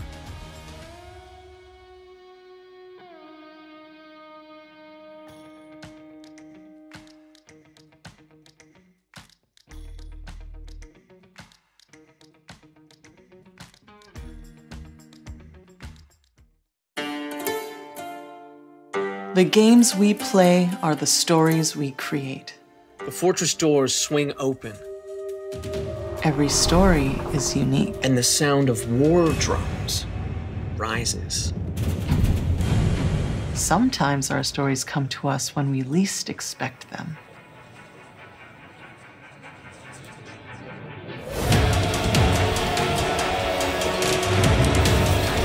We need to be ready no matter where inspiration strikes. And sometimes our stories are told over great distances. No matter where your journey leads you or how your story is told. The games we play are the stories we create. Sirenscape can help make yours epic. Sirenscape is searchable, fast, and customizable from any device with no need to pre-install any sound. Adding epic atmosphere to your game has never been easier.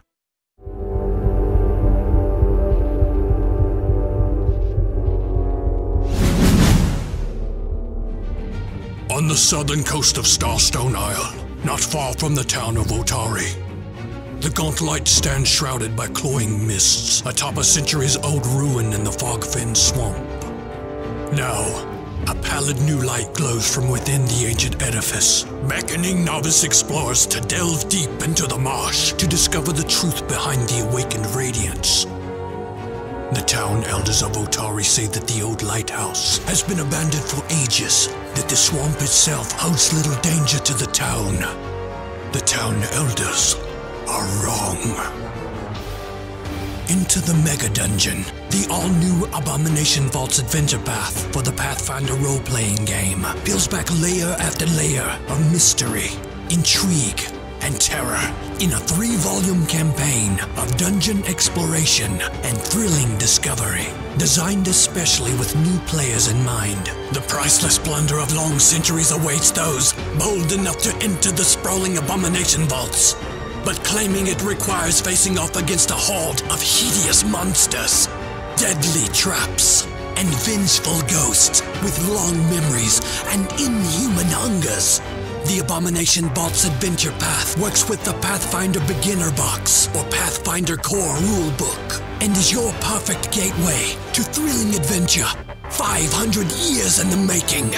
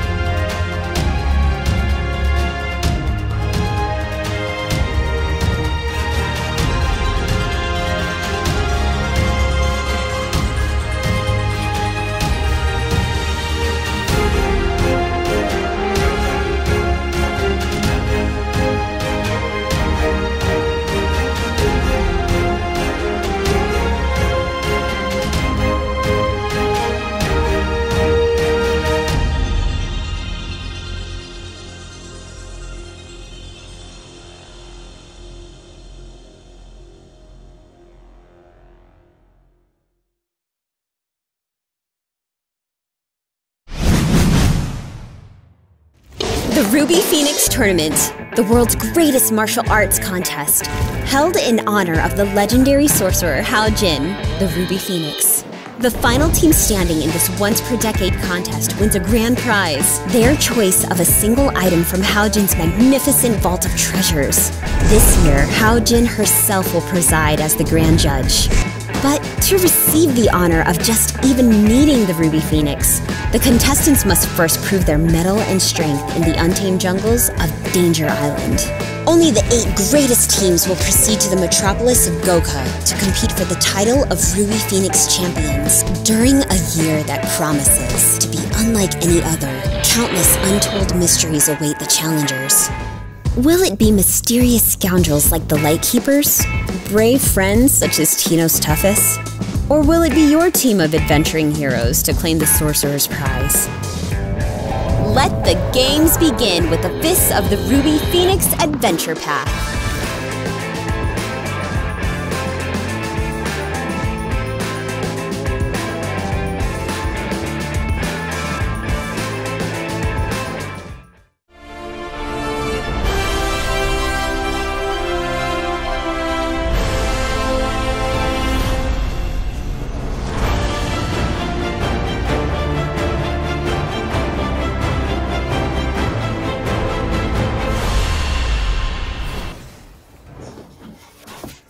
And we're back.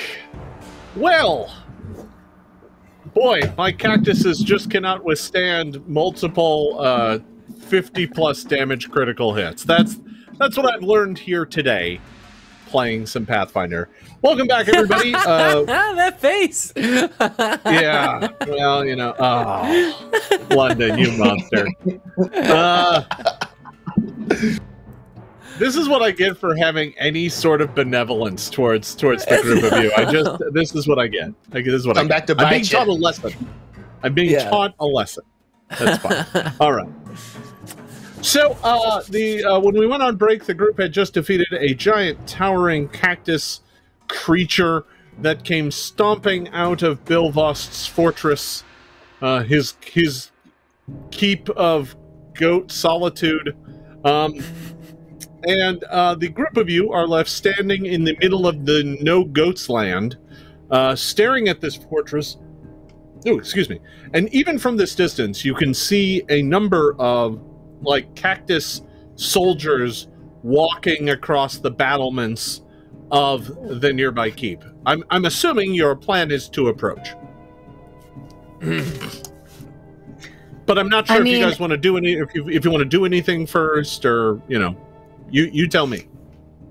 I immediately start waving my dirty rag again and be like, you know, we come in peace. as pieces of the cactus are still falling from the ground from the last explosion. Fair. We didn't shoot first.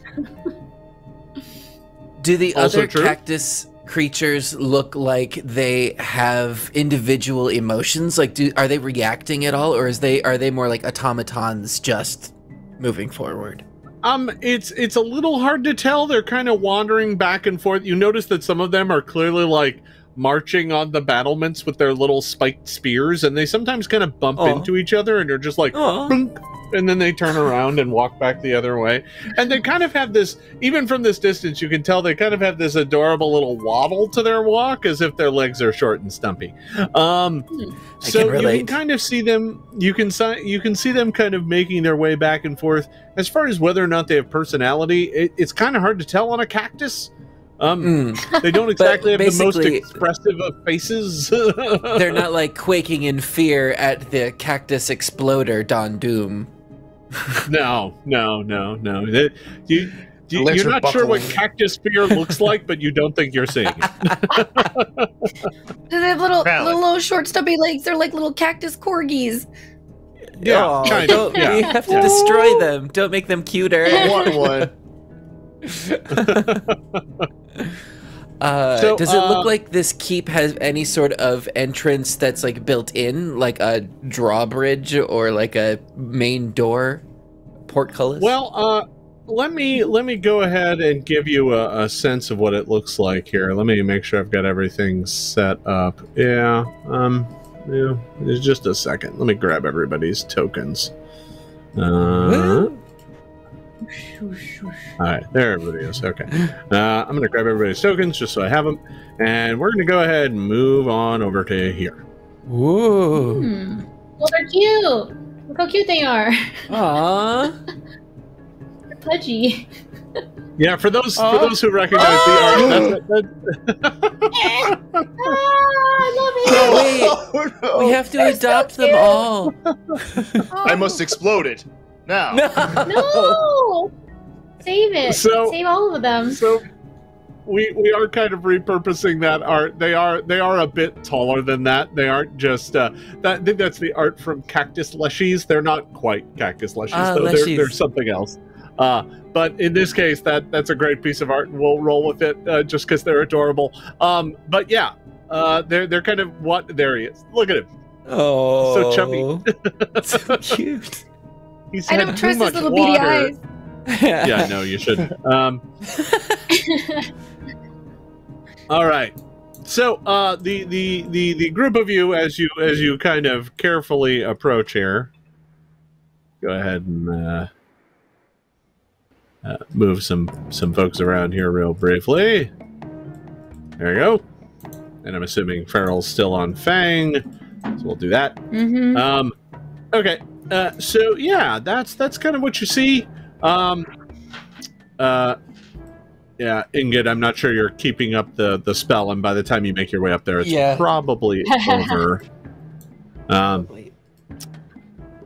So yeah, that's kind of what you see. Is you see this fortress over here. There is these kind of large stone walls. They're not incredibly tall, actually. They're about 10 feet tall. And they're kind of formed up, in kind of a square shape. It does look like there's a building kind of in the middle of it. It's not quite on the map. It's just off the map. And then there is this kind of guard tower here in the front. And at the bottom of the guard tower, there does appear to be a pair of double doors. Before we get too far, Don, are you still hurt? I'm okay. Okay. Is anybody else like really? I'm hurt a little bit, but this Six's help. Well, yeah, I think you still got, and that's probably done and over with by now. So you probably got what, about another 12? Because I think you got 2 rounds of it, and then the combat was over. Mm-hmm. So, so I can just take that anyway. Yeah, you can just take it. I mean, it extends beyond the combat. So, but you only get 4 rounds of it total. So, yeah. Mm-hmm. Cool. Thanks. All right. Great. So, yeah, this is kind of what you see. You see this cactus fortress. The fortress, the prickly fortress is up here. No one's coming down to nobody is coming down to greet you, or roll out the welcome cactus. So, what do you do? Well, we could try knocking. I'm still waving the flag. Sure. Let's see if these little cactus folk are aggressive, or if they're just gonna stand there. Should we move forward? We'll friendlily walk forward. Friendlily. Yeah. Keep that flag waving, Fairel. Yes. All right. Okay. Well, the group of you moves up. You get about halfway there before you get any reaction, right? So here, we'll just do that. You get about halfway there. We're halfway there. No, stop you. All right, no. Angry prickly pear. Oh no. Take my hand. I hate you, I swear. All right. I think this is the new Library Bards hit single. Ta-da! No. Stop that. We'll have none of that. Stop that singing. All right. All right. So you get about halfway there, and the cactuses up on top, the two up here on top, suddenly kind of rush to the front, throw their heads forward, and a bunch of thorns come flying out and land in the desert sand in front of you. Oh. They didn't hit you. They very specifically hit the ground in front of you. And as that happens, just a split second later, you see another figure appear atop the walls of the fortress. He's a small figure. It looks, in fact, like it might be another halfling. And he looks at you from the top of the wall, and he goes, "What do you want?" We just want to talk. Yeah, we're talking. Why don't you stay right there and we can keep talking? Okay, yeah, we don't mean any harm. We were just travelers. We're just coming to travelers. Take part in this. I saw you over there talking to Taluma. Don't tell me you're travelers. I don't buy that load of bunk for a second. We are. We traveled there. Now we traveled here. Travelers. Oh, it's true. We are investigators as well. We are investigating strange incidents of magic which seem to be happening here now. He looks around and he goes, "I don't know what you mean." And now I believe we're on a mission of democracy and diplomatic purposes for you, the Cactus King and Lady Gargote, to live harmoniously with your lands. He goes, "Cactus King, I like that." And he looks to the cactus next to him and he's like, "Remember that, I'm the Cactus King now." He's like, "I'm gonna need a crown." You've made a monarch. And the cactus just kind of looks at him blindly, like, he's like, "All right. I mean, I appreciate the name. I'm gonna roll with that. But I'm not interested in any of your diplomacy or any deal that Taluma has to offer. I heard her deal. It's bunk. I don't want it. No thank you. Tell her, no deal. The only deal she gets is an early grave." Yeah, well, actually, she didn't really give us much of a deal to give you, to be frank. I'm not Frank, I'm Fairel. But beyond that, we're just trying to come up with a peaceful negotiation for the two of you. Look, we weren't really planning on doing this. We got attacked by goats, now cacti. It's really just been a very weird day. But we're just trying to help, honestly. Also, how long have you had these powers? He kind of looks and I've always been able to raise cactus fortresses and soldiers. Why? Always. Are you sure about the sure cactus about that? Looks at him and shakes his head. Betrayal. I don't know if I believe you. I've seen better lying back in the city. Listen, you tell Taluma and her scrawny, ugly, smelly goats to get out of here. Nobody likes them anyway. They're too fatty. Nobody wants a fatty chunk of goat. That's nasty. I have well-marbled goats. I don't care how much armor she puts on them, how many helmets she gives them. It doesn't matter. My goats are better. My goats win. You tell her to get out of here, and then we can have peace. If she leaves, that's good. All I'm saying is, if this war continues, there won't be any land to fight over. You're both destroying it pretty badly. Or any goats. It's true. Or cactus friends. My goats are safe. That's why I'm fighting with cactuses. And the cactus kind of looks at him like, "Are you going to make me fight? I don't want to do that."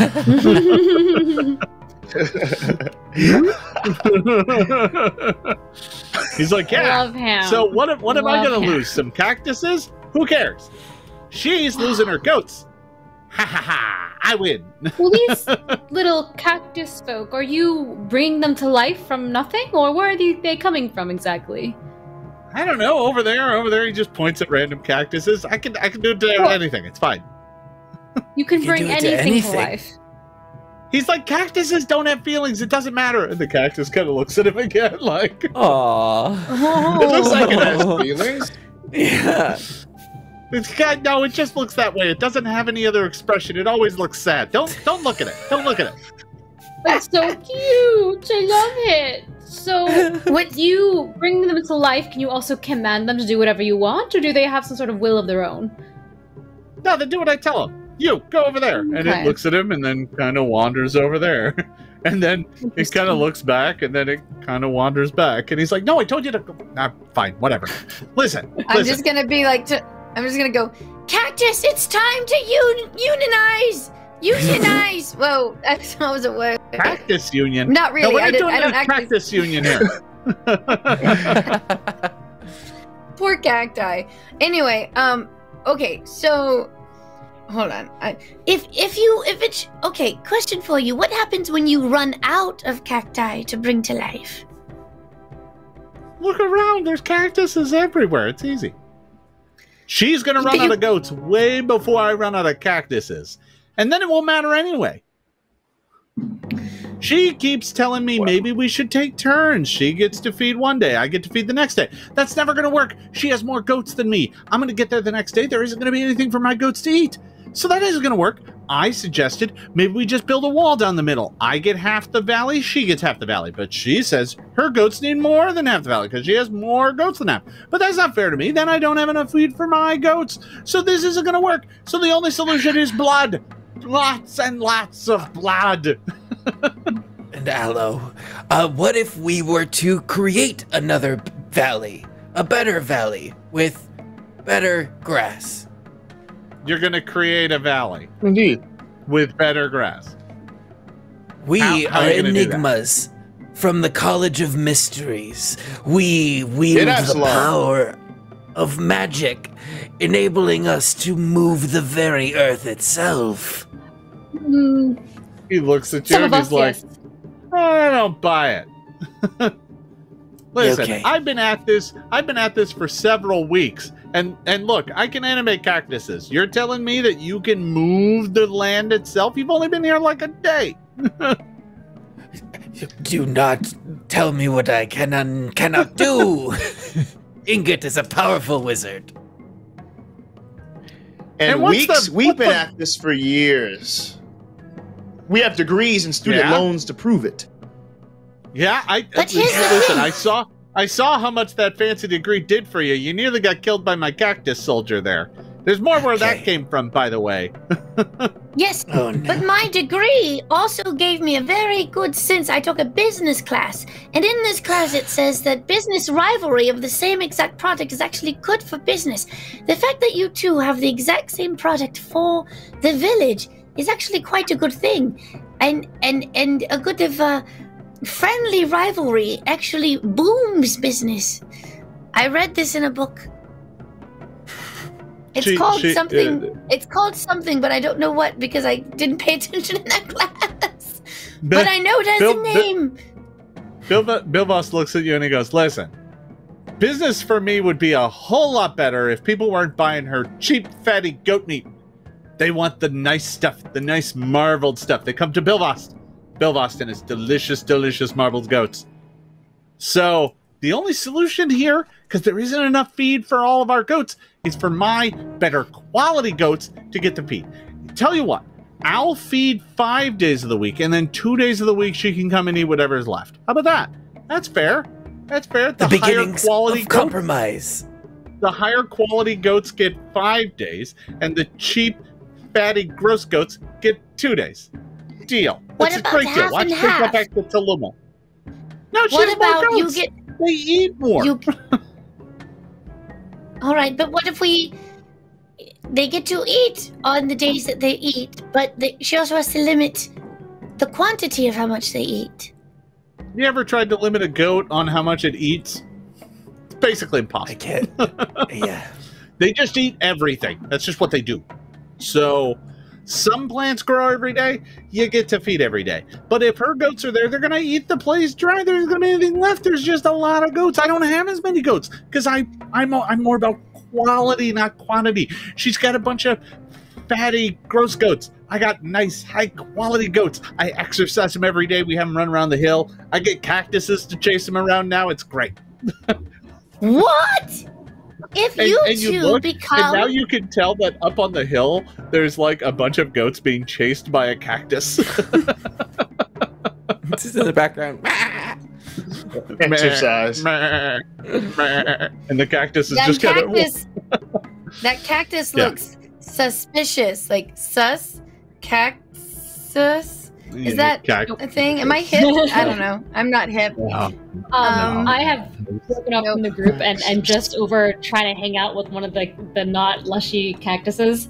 Hey, you want to go home with me, little guy? You want to come with us? You don't have to stay here. He just kind of stares at you. You want to come hang stares out at with you and just blinks. Blink. Blink. Oh. That's it. He doesn't have any expressions. It doesn't have any expressions. Just kind of stares at you. Can I see if I can command it? Come here, follow me instead. Come here. I move. No. Ooh. It just kind of I cast tame. I'm just kidding. They do seem domesticated, but I don't think they really. They're just magical, much like the camels we saw. But they're much cuter. Aren't you so cute? Okay. Well, listen, Bilbost. My friends here are very kindly giving you lots of solutions to your problems, and you're saying no to all of them. And to be honest, what solution have you given that doesn't end up with me having a bunch of starving goats? I have an idea. Okay, go ahead. Why don't the two of you become business partners? Her goats are your goats. Your goats are her goats. You join company. I think this might be a lover's quarrel. Oh, along those lines, in a couple of generations, you'll have equal fat and lean goats. I feel like this is your way of pulling her pigtails in grade school, killing her battle goats. Not a nice way to win her heart. I might be really off on this. I'm just trying to combine all of the good qualities of your goats with the qualities of her goats. Bilbost is like, I appreciate the sentiment, but my husband would be very upset if I entertained that. So listen. I just have goats. Business partners? They're good goats. I don't want to be her business partner. She has ugly goats. They're ugly, smelly, fat goats. I don't want them. They're all fatty. Their meat is very fatty. But combine them with yours, and they can be bred to be award-winning goats of all shapes and sizes. I don't think we're gonna find a solution here, and I'm just gonna cast lightning bolts. But I won't. The one thing that is obviously clear is that, Tuluma obviously has more goats. You saw a lot of goats with Tuluma. Not all of them were battle goats. Only a handful were. But Tuluma had more goats on her hill. Bilbost, from what you can tell, has fully half as many goats. He does not have a lot of goats. And if what he's saying is true, that Tuluma's goats could easily eat all of the scrubland kind of dry pretty quickly, because she has a lot of them by comparison. So there really probably isn't a good solution for the number of goats that exist without finding additional food.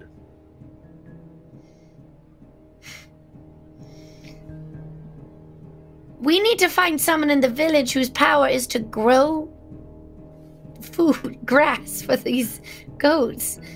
And then everyone can work together. And then they get a free lifetime supply of goat milk and cheese. And the war is over. I've solved it! Bilbost is like, listen, I don't need anybody growing any fancy crops. If you see what a goat eats, it doesn't matter. Goats will eat anything. It doesn't matter. Then why does it have to be here? Why are you fighting over this scrubland? Because we're in the middle of a desert. And the one thing they can't eat is sand. We need someone with magical powers that can change these goats to be able to eat. well, that is a solution. Look, I am trying here. I am going through my spells. You're like, nothing is going to help. Okay. You know I what? can speak with animals. Oh! Actually, you know what? Why don't we ask the goats what they want? Because I can speak with animals. Do it. I'm into this. Oh, yeah. He's like, Bill Bust is like, you want to talk to the goats? They don't got anything to say. They're goats. They're going to say, hey, where's the food? That's what they're going to say. I can tell you right now. How would you know? Have you ever talked to a goat before? They actually can be great conversationalists once you get them going. I don't even talk to this guy. And the cactus looks at him with, like, big eyes and is like, I mean, look, can I just... These are cactuses. Look, I don't know what other options I have with what I can offer here, except to actually talk to the goats and see if... He's like, listen, you want to go talk to a goat, go talk to a goat. But if I catch you doing any funny business, it's cactuses for you. Thank you. Okay, so I believe the solution to our problem, Fairel, Don, Ingot, is that we don't help them and we let them destroy each other. I'm sorry, I'm just gonna say it. I don't really care about this whole goat thing. I thought I was pretty clear earlier, but everyone just kind of ignored me. But I'm just gonna say it one more time. We could let them just go ahead and destroy each other. We are here to find the source of magic. And these two seem like they have some very strange personal problems that are being exacerbated by them having magic, but are indeed not the source of the magic. That's just my call. But what listen, do you think? But listen, I hear you, yes, but... The battle is happening here. The war is here for this turf. Where does it end? They fight each other until they both destroy the other. Then it trickles down to the village. Where do they get their goat meat? Where do they get their goat cheese? Then chaos in the village because no one can eat their cheese. Don't you see? We have to stop it here before it escalates. And domino effects throughout the whole village. The line must be drawn here. Fairel likes drama. Your passion is admirable, but perhaps there is no solution at this moment for this problem. We, moving forward, will continue to investigate, and if we find the source of these magical abilities, perhaps we could preemptively end at least these cactus abominations. I mean, we could do the old Solomon thing and say, if you won't share your land, we're gonna burn it all down. But that's just what I would do. I mean, that's what Ingot was thinking. Spell strike perhaps. Yeah, I mean, we all have firepower. Well, I still think we should probably find someone in the village who could grow things, because that could solve everything, really. And then they could hire this person to create enough or whatever to feed the goats. And so, interestingly enough, you did notice that when you were in town, a lot of the gardens, a lot of people's backyard gardens were really very verdant. They were really kind of overgrown.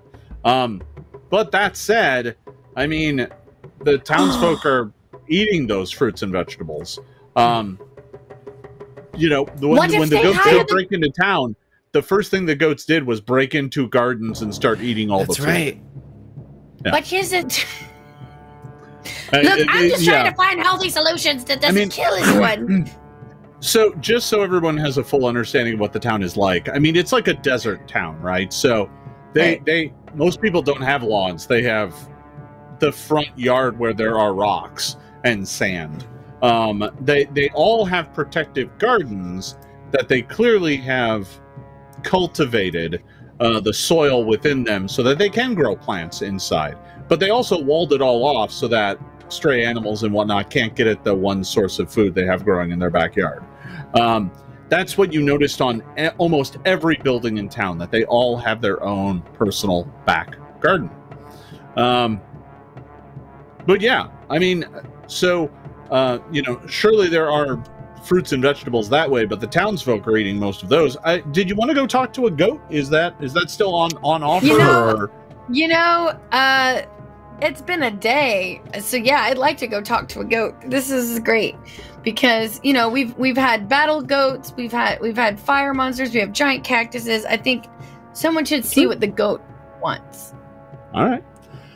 So you make your way around the fortress. He's got a penned off hill behind the fortress, but you make your way around to the back. And in the back is where many of these goats are. Now, you can see that in this kind of penned off area, there are, a number of kind of groups of goats kind of meandering about. And every once in a while, one of the groups will be chased by one of these cactus guardians that is just kind of stomping along with its stumpy little legs. And whenever it gets close to a goat, it'll just reach out and try and hit it with its thorny little hands. And the goat will bah, and just go running off. So, the goats are getting good exercise. But yeah, you can easily approach the kind of the fence wall where the goats are hanging out, because some of them are at the wall trying to feed at whatever small plants are just beyond the yard, because they've clearly cleared the yard out of food. I'm gonna do that. Okay. So you have speak with animal? I do. And here's the thing, I never thought I'd use some of these, and I'm so grateful that I Good job. Always the way. I didn't think I'd be taming chickens and talking to goats, but here we are. I have to speak with animals. So here's the thing, if possible, I would love to ask this goat a few questions and then run to the other side and speak to a battle goat and just be like, let's let the goats negotiate, The goats might have a solution without even knowing it. So the spell is going to last you 10 whole minutes. Yep. That's probably not enough to cast it on both and get questions out of both. By the time you're done talking to one and you try and make it over the other, the spell's probably over. But you can certainly talk to some of these goats, and you approach one of the goats and let loose on the spell. The goat's sitting there trying to eat some scrub. I'm gonna cast Speak with Animals. I'm like, hello there. My name is Fairel. It's a pleasure meeting you. My name is Harold. It's lovely to meet you, man. I didn't expect you to talk to a goat. Look, Jason, none of us expected a lot today. And look, this is where we are. It's great. And now we've just... here we are, and we're going to go with it. It looks at you. You got any food? You got food? Actually... I'm going to pull some leaves out of my hair. These are actually edible, and they're quite good. They also help with digestion. This should probably make you a little bit more regular.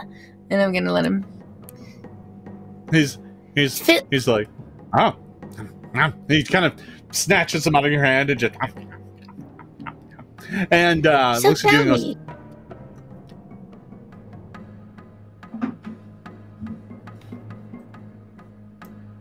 Yes? You got food? Well, before we get into more food, I have a few questions for you. As you can see, there's a lot of animosity happening around this field. That might be too big of a word to talk to for a goat. There's a lot of fighting and anger. Yes, you are a goat. Maybe this was not a good idea at all. No. Mr. Bear. No. In a minute. I'll feed you in a minute. First, answer some of my questions. As you can see, this big field here, I guess I should say master, wants to fight for it, for all of you. But there are other goats on the other side who are also hungry. Is there a solution loud two-leg. Yes, the loud two-leg. Very loud. Yes. Always on two legs. Very strange. Does he treat you well?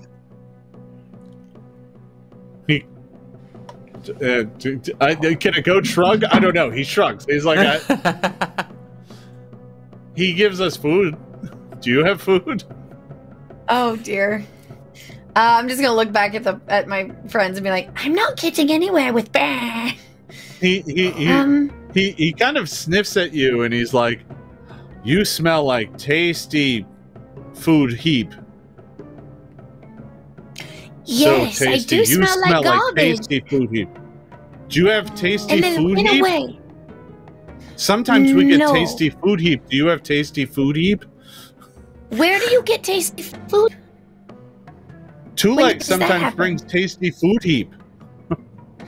Where does he get that? Because maybe that's the solution. If we can find him more tasty food heaps for you, Stinky, instead of tasty grazing in the food field, heap. he brings you garbage. Lovely. You know, I can't understand what the goat is saying, but through context, Fairel, I believe they want garbage. I think he feeds them trash. Right. And I so- think he Where does just it go? called me a dumpster person. Well, you know, You smell like you tasty smell food heap. Yep, that's again, can't understand what the goat's saying, but through context, I understand. Wait, I have an idea. Is that a I have an compliment? Okay. idea. Did you get there? Great. Here we go. Obviously, according to Bear, they all eat garbage. The village has garbage. Why don't all of their compost and things that they don't use in need for their own gardens get donated to the goats here? And then there'll be enough food for all the goats. I should attend this meeting. I should be mayor. That's He'd be the goat representative. Yeah, I should represent the goats in the council. So, Harold, the hungry goat, continues to ask you for food, and basically, I mean, if there's something else, some other line of questioning, the goat will give you goaty answers. Yeah, I did. Yeah, look, Not okay, I didn't exactly think this the far ahead. brightest Okay. creature. Yeah. Hey, I think my compost heap idea is not bad. The town does generate a fair bit of trash, especially the inn and the restaurant. I think we could maybe negotiate a deal on behalf of the inn if they get discounted goat meat, cheese, and milk. Maybe they can donate all of their trash and leftover food items and compost to the goats for food. That might not solve the land issue, but it's a good solution. Well, the land issue is mostly because they're hungry and need to graze. Look, this is all I got. I'm It's much talking to a appreciated. goat here. Right, so what we Yes. do is we let some of the goats keep this land, which is in the middle of nowhere and terrible, and we let some of the goats go into town and eat all the garbage and then clean up the town.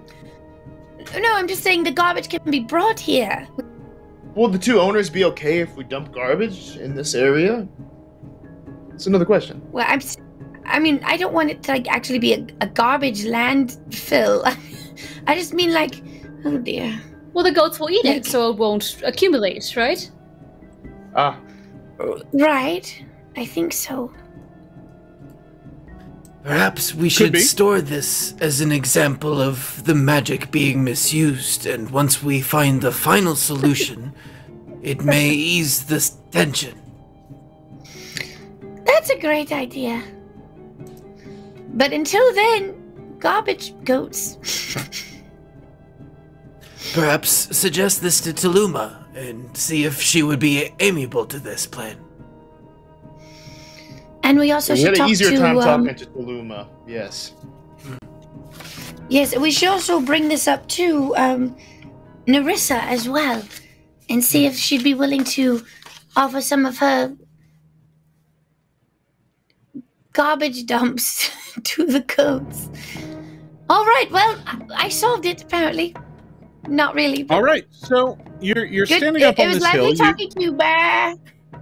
The goat looks at you and is like, "Man, yeah, no problem. Do you have some more of those leaves? Because those are pretty tasty. You I more do. food? So you give the goat some more food, and as you have heard many times before, which is the clink clink clink clink clink clink clink Ding! And you see another volley of cactuses go flying across the no-goat zone and down towards Tuluma as Bilvost resumes his bombardment. And you can see from this distance he has dispatched another cactus soldier into the field to attempt to go try the enemy lines, as it were. So what are you doing? Jason, I just talked to a goat. I don't know what I'm doing. What does it look like I'm doing? Chaos! Chaos! It's fair. It's fair. Yeah, I mean, the theory would be to go talk to Tuluma again, but crossing the no-goat zone seems like a task. That's a lot. Dangerous. Yeah. It took a lot last time, for sure. Is it easier for us to sidestep and just leave? I mean, Yeah, honestly, Can we just I'm leave? kind of sick of this. Always a sign that my stories have really grabbed everyone when they're like, yeah, I don't want to deal with these people anymore. I'm done here. I'm sorry. That's hilarious. I'm sorry. No, I mean, Can we go honestly, back to the tavern, they're- please? they're not necessarily good people, so it's fine. Honestly, you could totally make your way back to town from here and avoid going back to the battlefield at all. For now. For now. Yeah, I mean, if you want. I do want to, before I leave, I want to ask Bill what exactly does he feed the giant trash heap? What is in that? Maybe feed some. Oh, so you're gonna make your way back and talk to Bilvost again? Well, we I'm didn't already go there. too far. Yeah. Yeah. Yeah, you're kind of up the hill. I mean, you can kind of make your way back down the hill towards the keep. As I leave, yeah. Yeah, no problem. You make your way back down the hill, and he's currently looking out. He's currently you notice that he's mounted atop a camel that has a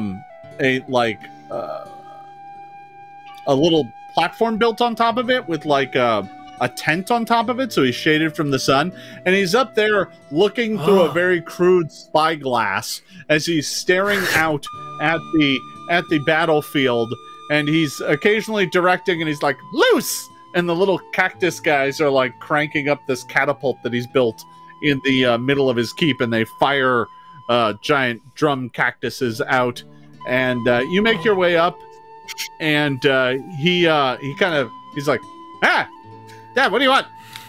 Do you talk to a goat? How'd that go? Probably about as well as I would imagine. They're goats.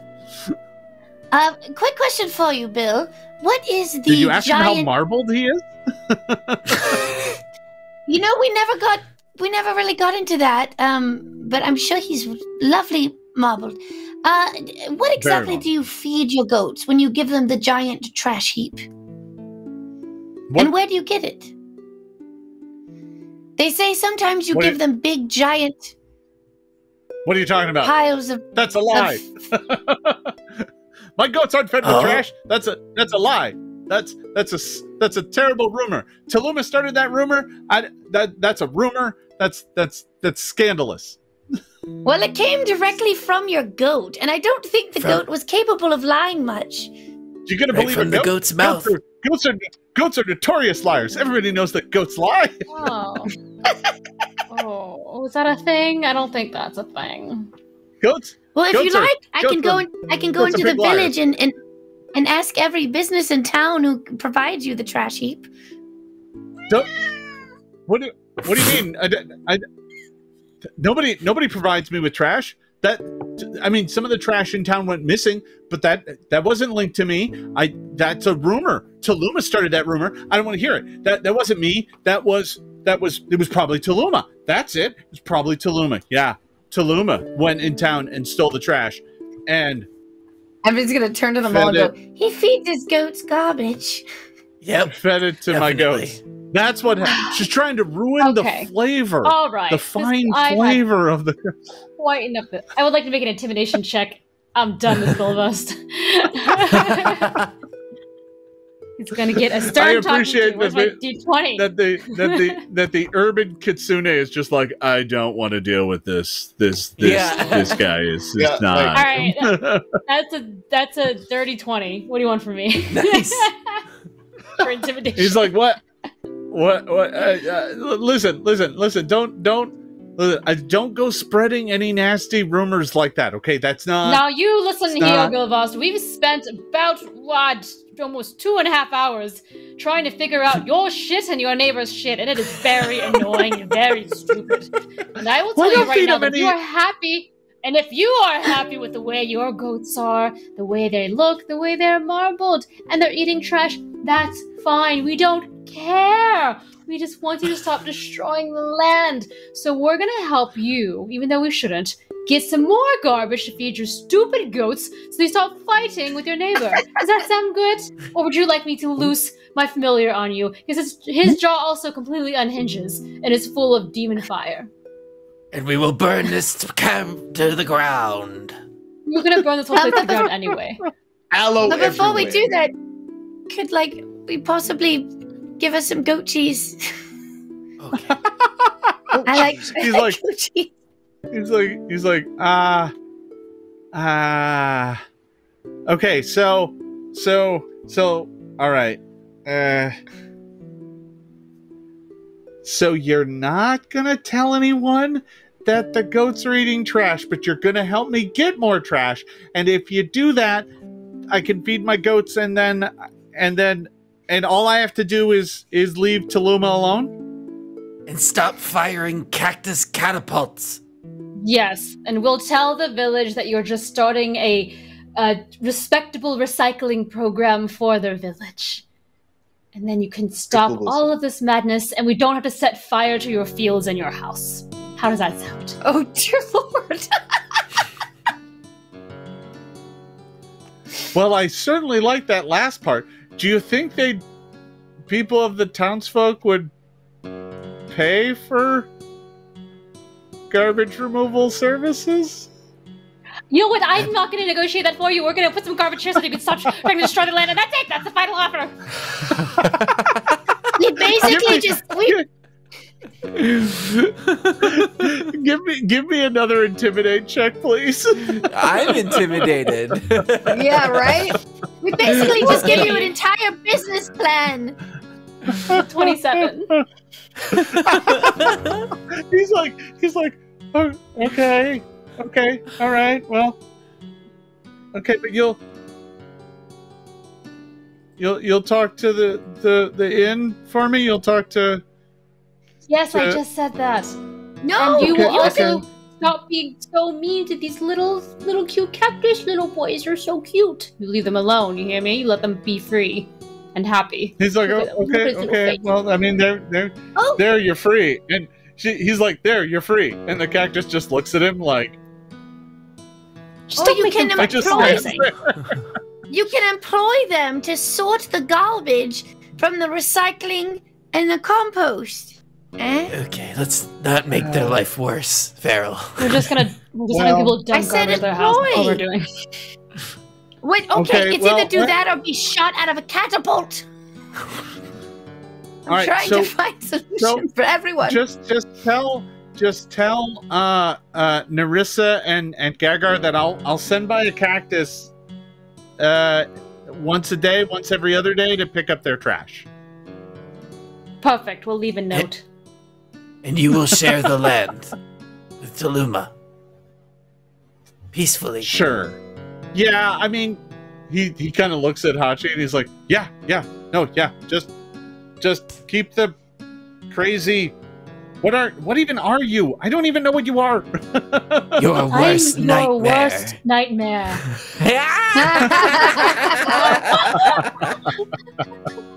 We say it in like my unison. tail's on fire with foxfire. No joke. She's a witch. Don is just like this. He's just like. He's like, oh, okay. He goes to a horn that is on the front of his kind of palanquin on top of this camel and blows it, and the cactus soldier that is out in the middle of the field suddenly turns up and looks back, and then just kind of stomps back towards the field.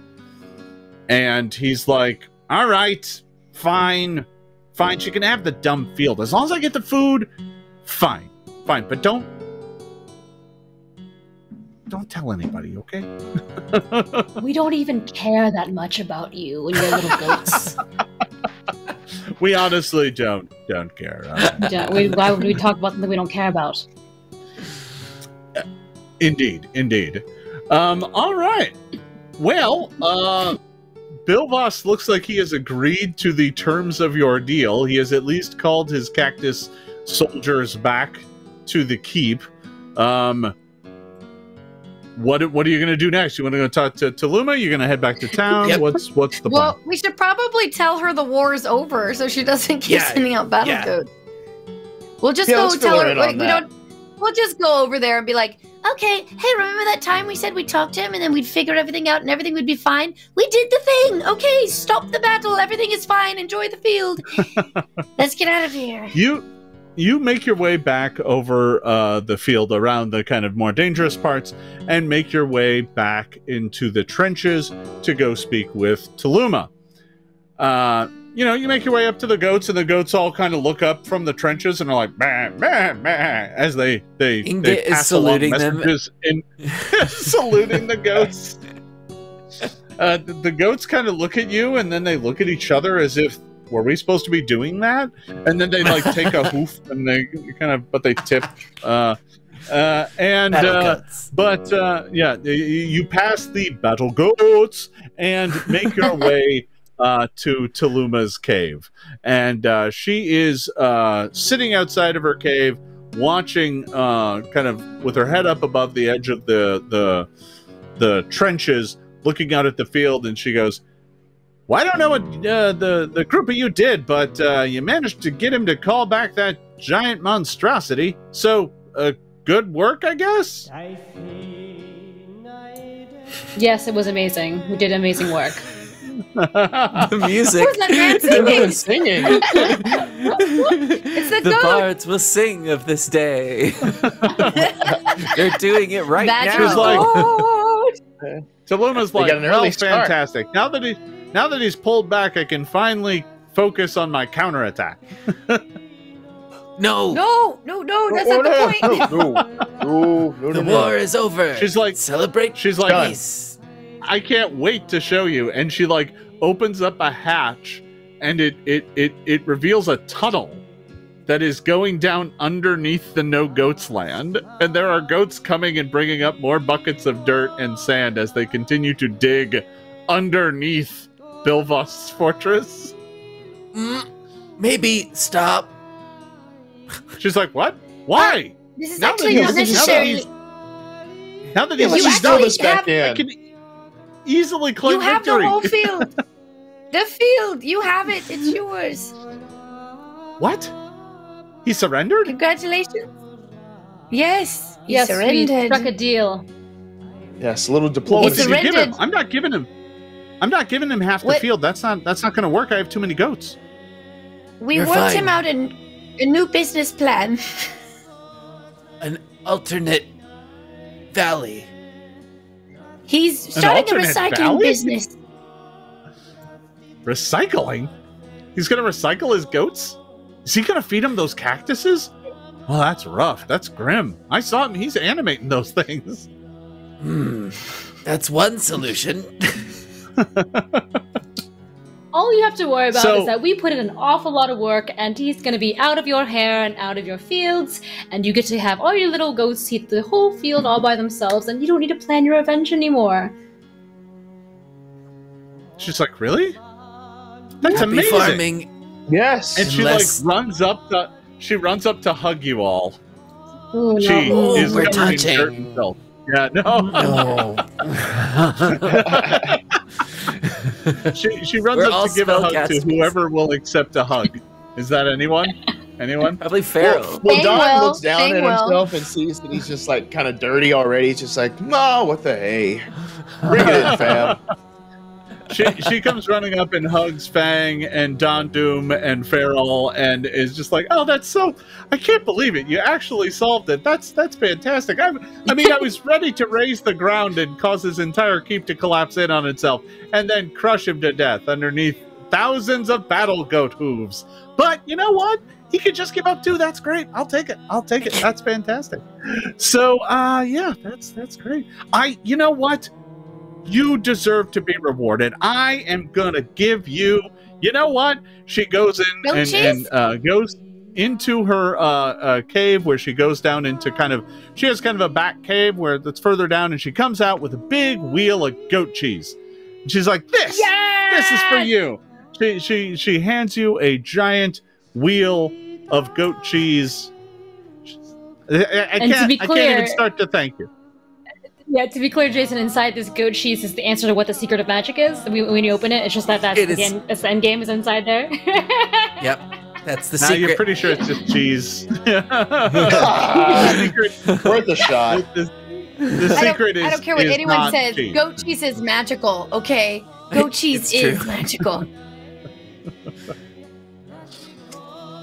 If any other magical happenings occur outside the confines of war, please do let us know.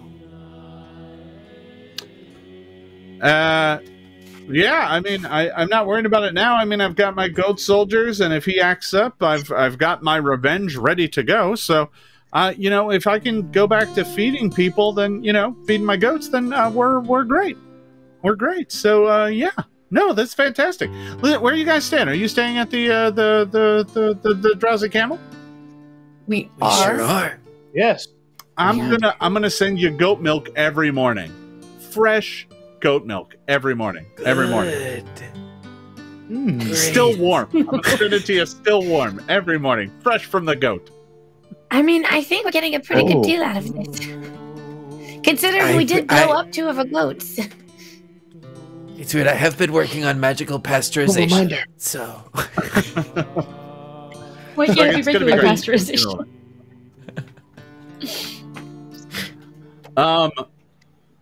All right. So, you know, with that, you're able to kind of leave this area behind. I'm sure you've managed to bring the Great Goat War to an end. Well done, Fairel and Hachi. Make your way back to town. Don't thank me. Thank Bah. For letting the garbage clue slip. The garbage clue. All right. Well, you make your way back to town. And need to go to the Drowsy Camel. Indeed. So you make your way back to town, and we'll go back to the town map so we know what that looks like here. Let's go ahead and bounce back to this. And yeah, you've made your way back to town here, and you were up here in the northeast.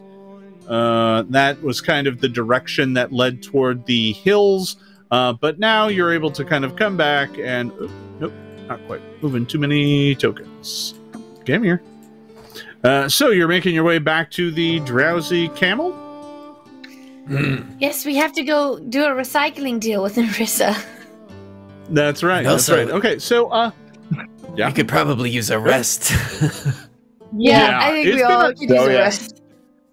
It's actually been a very long day after you know, going and dealing with I'm trying to remember. I think the fire creature was yesterday, but yeah, Still. Today dealing with the goats, and then dealing with the cactus, and then talking to a goat, and frankly, just talking to Bilvost. You're all rather tired.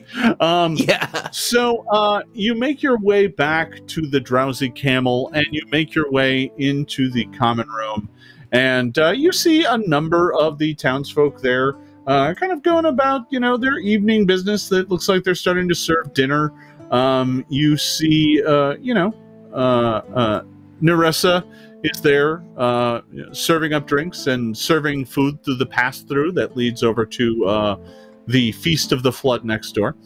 There's a bunch of locals here. You also see Ventarius is here as well. He is up at his traditional spot at the bar, drinking and eating. And yeah, it's a busy night here at the Drowsy Camel. Lots of folks talking about the strange goats that went running through town, breaking open gardens, and the ominous war that appeared to be happening in the Northeast. Lots of folks talking about the armored goats that were making their way through town. What do all of you do? Ingot sets down like the wheel of cheese. Yeah. I was like, I wonder who will talk about the wheel of cheese first. And as it turns out, everyone will. All right. So you set the wheel of cheese down, and Nerissa comes over and she's like, ah. She looks at all of you and is like, did you all have something to do with those goats? A little bit. Ending the goat war. Maybe. She's like, oh, well done, well done. She looks at it and she says, that's Taluma's stamp. So, you didn't kill Bilvos, did you? No. So what you get out of the bargain, by the way, is that you get a free garbage pickup service every other day from two really cute little leshies. Cactus folk. So yeah, that's just a new thing that's going to happen for you and other businesses around town. Don't ask questions. Just this little cute guy's going to come and get all your garbage. Take it away. Well, Gagar and I actually generate quite a bit of trash every night. I mean, most evenings it just ends up in the compost in the back. But if he wants it, I mean, we don't really do much with it. The only time we ever need any of it is when folks are starting new gardens and need the compost. Otherwise, it's a midden heap in back. But that sounds perfect. Perfect. She's like, oh, as long as he's not irritating about it. I don't like Bilvos. To tell the truth, it gives me the creeps. Yeah, that's fair. We actually don't like him either. Nope. No, we don't. No one likes him.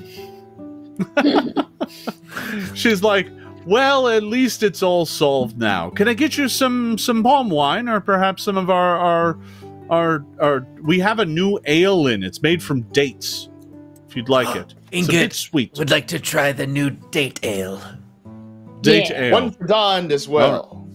I'll join you. Well, I'll bring you around. And she goes off to fetch you a round of this new date ale. It comes over. It's very dark, kind of purplish ale. And it's got a bit of a foam to the top of it, and it's very sweet. But it does pack quite a kick. And to be honest, after the long day you've had, having cactuses explode at you, being bashed about and thrown about a battlefield, fighting armored goats, it is a refreshing way to end your day.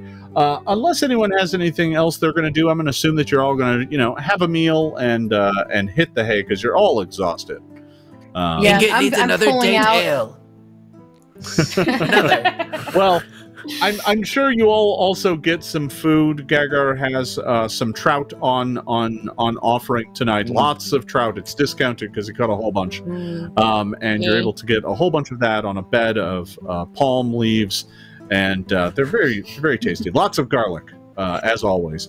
And you're able to get yourself some dinner and toddle off to bed.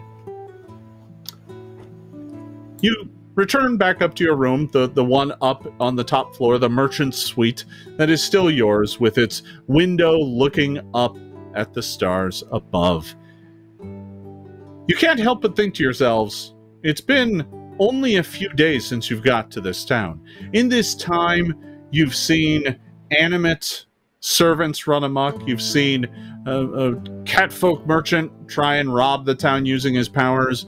You've seen sentient fire run from place to place, lighting the town ablaze. You've seen two goat herders go to war over a rather small dying scrubland. This isn't how magic usually goes. In the college, folks are trained to learn their spell. They spend years practicing, studying. They even learn an amount of respect for the magic that they come to wield. And here in this small community, you're certainly getting a taste of what happens when you give people power with no sense of having earned it. They just use it. And you know, there's plenty of folks just using it to grow their crops and generate nice gardens and you know, make their lives a little easier. But it's pretty clear that there are some who are using it for their own diabolical ends. Nothing truly sinister, but certainly causing trouble for the poor folk of Zaltir. And you think about this as you drift off to sleep and the stars wheel by overhead. You're woken the next morning by the sound of birds chirping on the roof up above.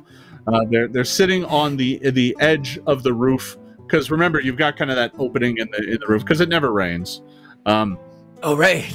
Looking up at the sky, and there are a pair of colorful birds. They're chirping away, singing with the dawn, and you all get up and begin to prepare, you know, for your daily, you know, activities. You prepare your spells. You gather up your gear. And do the birds catch on fire? No, they do not. They do not. They do not. Okay, I'm just making sure. Look, I'm chasing this hypothesis. Seeing it through. So that is when you all start to notice something a little odd. You're going through all of your gear and getting it all together. You know, you got up to the room last night, you dropped all your stuff off, you kind of packed it away and put yourself to bed. And, you know, I mean, there are some things that, you know, you keep close to you when you sleep, you know, spell books and swords and things like that most people tuck away and whatnot. But then you've got your pack, which is just, you know, filled with like money and torches and all the sorts of things that adventurers have. And as you are all preparing for the day, you realize that your packs have been rifled through. And there are things missing. And that is where we are ending today's adventure. I want to thank you all for tuning in to this exciting session of Secrets of Magic. Tune in next Wednesday as our heroes try and determine what got stolen and who robbed them. But we will find out that next time. But before we go, I want to toss it around the horn and let everybody tell you a little bit about themselves and where you can find them on the internet. Xander, you get to go first. Yay! I'm Xander Jeanneret. You can find me at Xanderific with 2 R's and 1 F on Twitter as my main hub. I also stream here on Twitch with some storytelling almost every day of the week. Find out my schedule and I'll see you around. Hi, I'm Michelle and Bradley. You can find me on the internet at I am Chubby Bunny on Twitch Twitter and Instagram. And you can find me here every Wednesday. You can find me on Hunter's Entertainment every Tuesday, being real meaner than I was today, actually. So if you want to see more mean Michelle, go over there on Tuesdays. And playing Starfinder on Friday with Hyper RPG, and playing Pretty Little Liches by DM's Guild tomorrow afternoon. Fun. Hey, it's London Carlisle. You can find me at London Carlisle on Twitter. You can catch me, other than on here, next week. On next Tuesday, you can catch me on Stream of Blood. I'm running some Ravenloft goodness over there, so check that out and follow me on Twitter for more info. And hi everyone, my name is Bonnie Gordon. You can find me all over the internet at Bonnie Bell G. Also check out the comedy parody band Library Bards at Library Bards. That's the comedy nerd parody band with Xander. And yeah, catch me on Mondays on Q Times, the Star Trek RPG Clear Skies, as well as other random places I pop up at. Hooray! And I am Jason Bullman. I'm the director of game design at Paizo. You can find me on all the various social media platforms at /Jason Bullman. That's JasonBullmahn. It's that H that trips everybody up. So yeah, it's right before the end, right towards the end. All right. This has been a blast as always. I want to remind everybody that Secrets of Magic is due to release here in just a few weeks. If you've been enjoying what you see here, make sure to pick up the book and check it out. You can make a Magus and a summoner of your own. You can have your own Fang. You can have your own booms. It's a lot of fun. Thank you for watching, everybody. Tune in next week for another thrilling adventure. Thanks for watching, everybody. We will see you next time. Bye.